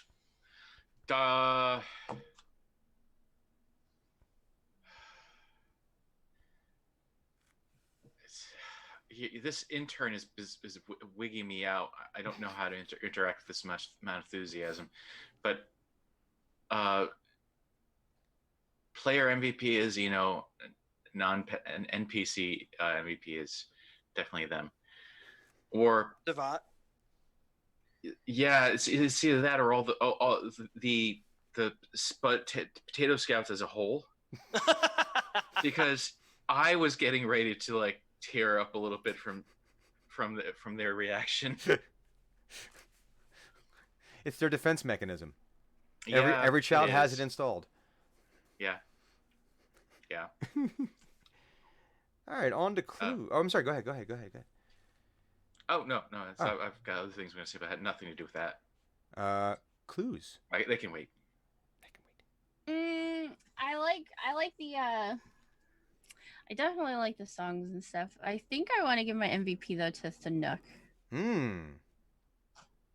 for all of like just picturing what's going on with him with the 4 and that amount of splitting of the gods, and it's got to be intense. And for him to still be caring about another creature with all the internal stuff going on, that's pretty cool to me. He's deep. He has layers. He's deep. He's an onion. Like a capybara cinnamon roll. I have cinnamon rolls. Oh my god, I want a cinnamon roll. We figured out dinner. No, that's after dinner. Don't think I'm skipping all the other stuff. Eno. Roz, not Eno. We're done. Who's Roz. Eno? Who's I mean, Eno? I PC. I also would give it to Thunuk, because the interaction, like the sort of unspoken interaction between the parents and the speech that he's given to their kids, and like that whole scene is great. And the mouse, I mean, it was very cool, and the way that you handled that was fantastic. And for NPC, while I really dig Alexei Savat, hands fucking down, is I was rolling for like over a full minute. I can't say it enough. Savat's fun. From my perspective, Savat's fun. Yeah. From the Savat's a characters. good NPC. Savat's a good NPC. It's just that like my character just doesn't like her. No, but that's what makes it And- fun. That's Yeah. Yeah. The fact that she annoys Mhm. Hugon to like way more than Dren. And she has done nothing to him. Yeah, she loves us all, and Other you than hate be her. happy. Yeah, she's insufferably happy. How dare you? How dare she be so happy? Yeah, and like again, Hugon is a man who is like not good, and he has his issues. I think it is his most petty though. Like he's at his absolute most petty when it comes to Savat. It's just that he doesn't like that she has such unbridled joy about him. Like, How you don't even dare know- you like you don't me? even know the 10th of who I am, and you are just so stupidly happy about it. And it's good. I think Gideon thinks that she's a fantastic NPC, and she accomplishes what she is meant to do, which is to elicit reactions from each of us. And each of us has a unique reaction to Savat. Drenmai wants to egg her on and weaponize her. Right. Drenmai wants to weaponize her as a means of annoying Hugon. Eno is Thunuk- like, Thunuk is like, does he even know Cannot what to do? parse her. Like, she's He understands enthusiasm. This amount? It's like zealotry, which he does not understand. But the thing was, each one of the characters is a celebrity at a con. And Savat is like the ultimate. That makes me feel real bad when you say that. No, but I mean, no, I'm not Person. saying that the characters are every celebrity at a con. They're just celebrity archetypes, right? Oh, I And know. you have And like, I know what archetype I possess, and it makes me feel filthy. old school Shatner. It's SNL Shatner. Have you even kissed a girl? But it's like, yeah, and Savat's just like the ultimate fangirl and fanboy, fangirl, fan person, and it's like every celebrity has a different reaction. They have to go to the cons. Some of them enjoy being at the cons, but you know, everyone's got to deal with it a little separately.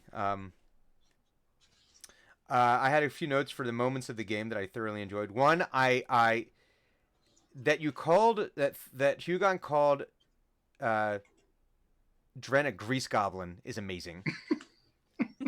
And we need to explore that space more, I feel. And another one attributing to Hugon here, arcane voltimeter. I want Drenmai to have this now, like the Ghostbusters PKE meter from the cartoon. Yeah. I will attempt to find Or something with the goggles, you know, where there's like she could like put the goggles down and she gets like, you know, it's like the Scouters from Dragon Ball Z where she can like the magical lens. Yeah. I imagine something like that has to exist in the D&D universe. Oh, it does. It makes perfect sense. Yeah, they got like a monocle.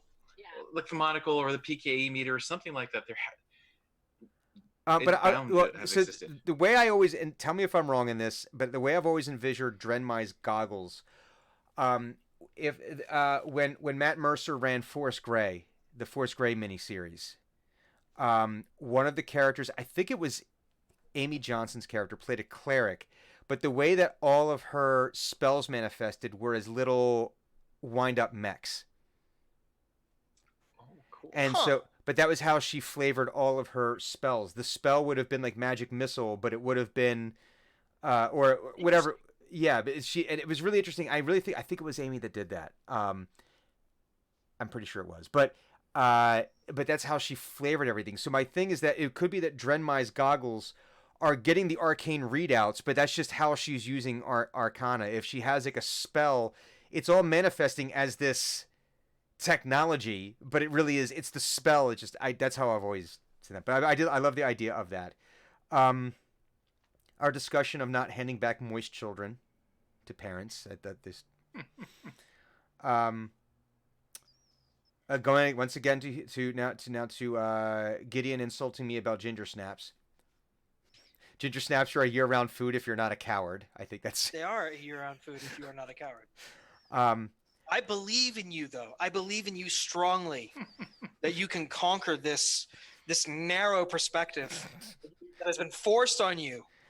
I just don't think we see them around here terribly often when it's not this time That's of year. fair. Yeah. There's only like there's like a little tiny section in the grocery store on the bottom shelf of the cookie aisle, and there's two different places that sell the two different bags, and usually one of them's out. And there'd be like one or two bags of the other brand. Mm-hmm. That's my experience, is that they barely ever have them in stock. If it's the orange box. I've seen the bags, that striped bag. Mm-hmm. Yeah, the bags. I've seen them for sale in the pie area, the pie fillings and crusts that would work really well. Interesting. That would be an excellent pie crust. I could definitely endorse that. I've got two different of Masks and Masks Part 2.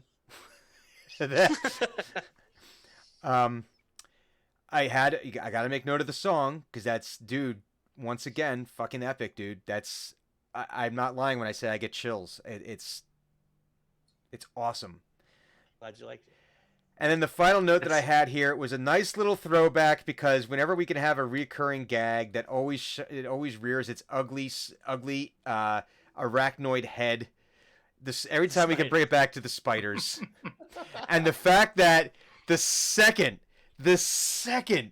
that you mentioned, you got excited, was like, oh, has he ever tried? And the reaction was no. And I think it's my favorite recurring gag that we have in this show is that we can always bring it back to edible spider legs. It's just excellent. Honorable mention to the visual of Drenmai somehow magically and possibly appearing on the end of this pyramid thing, hanging from it as she hugs it, trying to commune with it. Those, and I think it was a fun scene with the Potato Scouts with Chelsea with the Potato Scouts. I think that's always a fun scene. The Thunuk was not mad; he was just disappointed, and we had And I didn't even think to say I didn't even think that out. It's like, how would I'm like, he can't be mad. He is disappointed. I'm like, oh god, he's gonna have to say it. He said the thing. He's gonna have to tell them how badly they failed him. But now, Clues, I think you're the only one with kids here that they've been able to pin on any of us, right? Mm-hmm. All right. So, has this been something you've said? I'm not mad. I'm disappointed. Oh, easily, yeah. So, Absolutely. Top 5 most common things. Yvonne now knows. Not the 5 most common things. Generally, those are reserved for don't put that in your mouth. Pull your pants up. Fair. Put your pants on. Yeah, put your pants on. Those are inside out. Don't touch that. And oh, please, dear God, stop. Yeah, I can attest to the last one actually being one of the most frequent one you say. I think. Well, yeah, you guys have all been around it. I had all 5 of those definitely in my childhood. I had a plays with fire phase. Okay, yeah. Stop that. Stop lighting things on fire. They stopped telling me to stop that. Actually, they got so beleaguered that I was just. Because we have 20 acres and he can just do shit out there. Oh yeah, I'd disappear into the woods for like 3 or 4 hours at a time and be summoned home with an air horn. Yeah. Oh yeah. There Something explodes on my property, nerves happen. Mm-hmm. There was a saying that you, Yvonne, shared with us on the podcast we did with Danny when we were talking cheese. And it was one that you mentioned. There was a specific word in Icelandic that your parents had to use with you in the manner of which you ate. Oh, it's a word. Yeah. It's a sort of an onomatopoeia thing. It describes a method of eating that is disgusting. Oh. It is called smjata. Oh. It is when you're eating with your mouth open. Ew. And you can't That hear fills that. me with rage. Yeah. It's that Rage. Wrath. that sound. You're not supposed to do that. Don't do that. Don't smjata your food.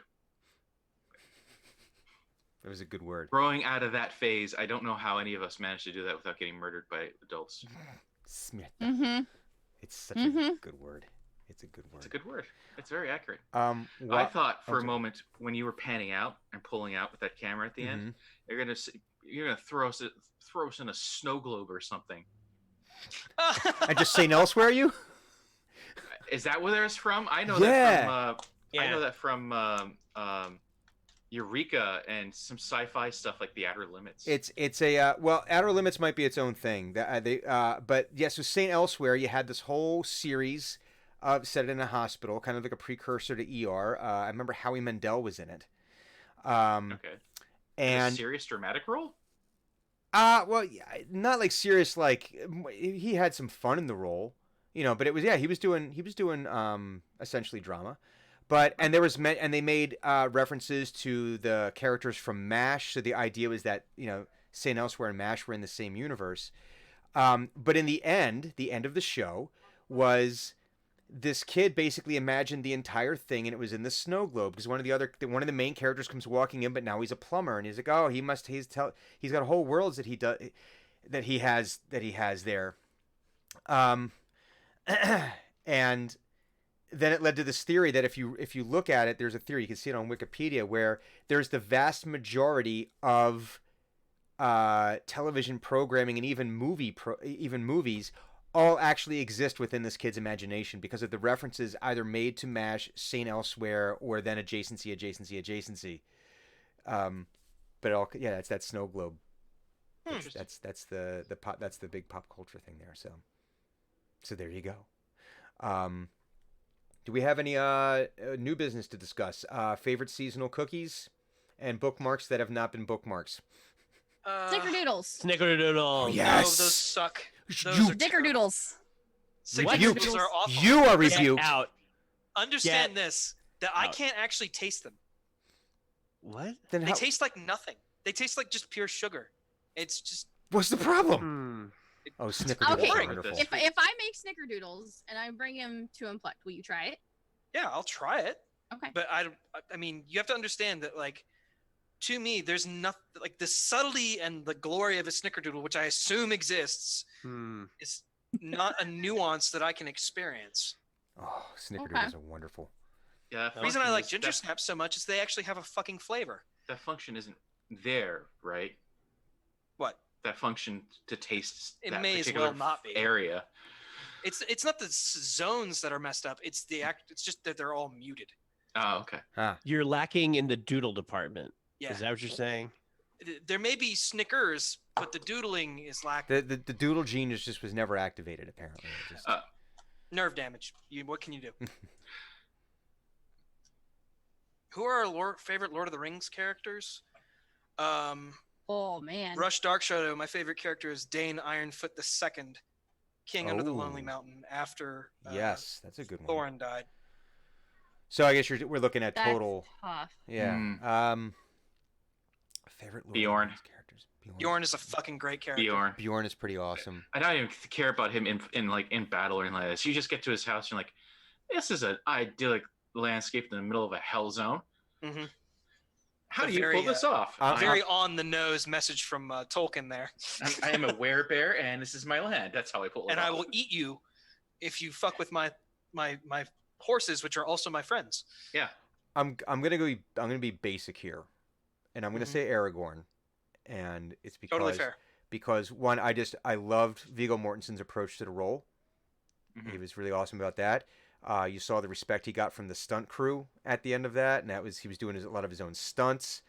But I think the thing that seals it for the character itself, in addition to him just being a badass the entire movie, is at the very end when he's crowned King of Gondor, and the hobbits kneel, and he says, "My friends, you bow to no one."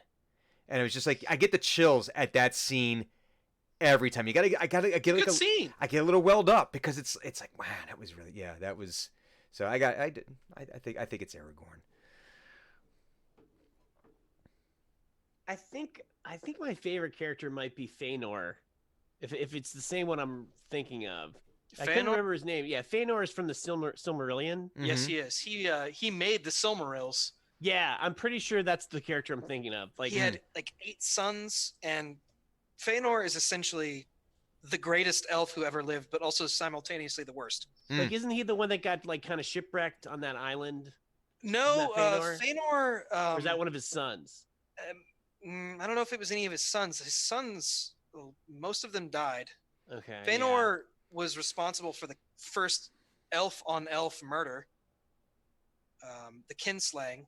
Yeah, see, maybe that's not the. I don't remember the name of the character now, but anyway, the one that got shipwrecked on the island, I think is my. Shipwrecked on the island. Yeah, and then like he deep had to now. build a boat. He had to build a boat to get out off the island, or something like that. This is some That deep might be Tolkien in the stuff here. that might be the unfinished tales. That might be one of No, the lays. it's in the Silmarillion. Because Okay. the only boat adjacent elves related to Fëanor that I know of are Lindale, who took the Silmaril and sailed it into the sky. That might be it. I don't know. Anyway, whatever. That guy. I like everybody.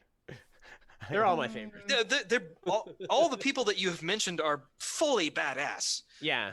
There's not like a tier where like no this guy sucks. No, they're all up there. So those I'd guys. say mine has to. This is tough because I like a lot. So my favorite bad guy, just because he's got some really fun history, is the Witch King of Angmar. Metal. I really, Metal. really love him as a character, even though all the bad stuff. But whatever. And then my two kind of like, I guess, good guys would be Treebeard and Radagast. I love Radagast so much. So Both of those make a lot of sense. The first time I saw Radagast, he annoyed the hell out of me, and then the second time I was like, no, I actually kind of like him. Yeah, Oh, and if you go into like Radagast and like his backstory, it's actually pretty cool. Yeah. hmm he is the most druidy of all druids. And I think I just have to like Smog by default. So, Oh yeah, Smog's great. so Favorite villain in? Oh man, that's tough. Give us the the halfling favorite she-elf. villain, It's either pre-rings Sauron, Balrog. Sauron the sorcerer, Mm-hmm. or Glaurung the father of all dragons. Mm. Glaurung definitely, or Balrog. Glaurung's for me. up there mainly because Yeah. of the saga of Turambar, Yeah, or the children of Hurn. my second is definitely Balrog because he is just a fucking Which one? badass. The Balrog. Or just the Balrog. The Balrog. Okay. The Balrog. Because I know of Balrog. I think there's like 3. The last Balrog was the one in Moria. Yeah. Yeah. Great characters. So there's a story Yeah. from there's a story from the movies where it was from the Return of the King when Wormtongue stabs Sauron to death, right? Yep. And the original direction they gave him was that, okay, he's going to come behind you, he's going to stab you. And went, oh, God. And Christopher Lee then goes to Peter Jackson and says, that's not actually the sound someone makes when they're stabbed in the back. It's more of a, they can't. And they never wanted to ask him why he knew, because during World War II, he worked for British intelligence. He was in British intelligence, and he did wet work in mainland Europe during World War II. Fucking when he says I've shed the blood of Saxon men in his metal albums, he's not lying. he killed people. he was some kind of crazy son of a bitch. If we're going more bad guys, then Morgoth. He has to be tossed in there too. Morgoth is a putz. Yeah, but he still did a lot of bad. Oh, I'm not saying he like on the amount of bad someone did. Yeah, sure, he'd be at the top. You end up feeling bad for him. But the whole time it was, Daddy, look at me. Daddy, love me. Or like, I can do it better than my brother. Yeah, pretty much, right? When Tulkas, the jock of the gods, rolled in and whooped the dog shit out of him, I was like, yes. Mm-hmm. Oh my lord. Well, we're about to run out of time, so coming up on the stream this week, Viking Goats, what do we have happening on Late to the Game? I swear to God, I hate the Banner Saga right now. Oh. No, it's really hard. I got this one fight 2 weeks ago, and no matter what I do, I can't beat it. Oh. It's really hard. This thing keeps possessing all my knocked out guys and all its knocked out guys, and then it pops out of the knocked out people. Like, I'm gonna hit you for like twice your health point. Like, what? How? Just being a genuine butthole. Yeah. Yeah, that and Captain Toad Treasure Tracker. Turns out episode 2 of Captain Toad's Treasure Tracker, Captain Toad gets kidnapped, and it's up to Toadette to rescue him. Oh, very cool. And, yeah. All right. And then on Thursday, we have a new episode of Vikings and Saints dropping with our special guest, author Shami Stovall, author of the Frith Chronicles series, and as well as a sci-fi series known as Star Mark. I completely forget the bracket we did with her. I'll have to look it up and find out. I know it was bad guys. It was video game bad guys. We did video game. Okay. We did some video game villains. And then next week we will be back with an all new episode of Team X. So thank you everyone for watching with us, and be cool to each other. So bye-bye. Eat your greens. Bye-bye. Eat your greens. Eat more ice cream.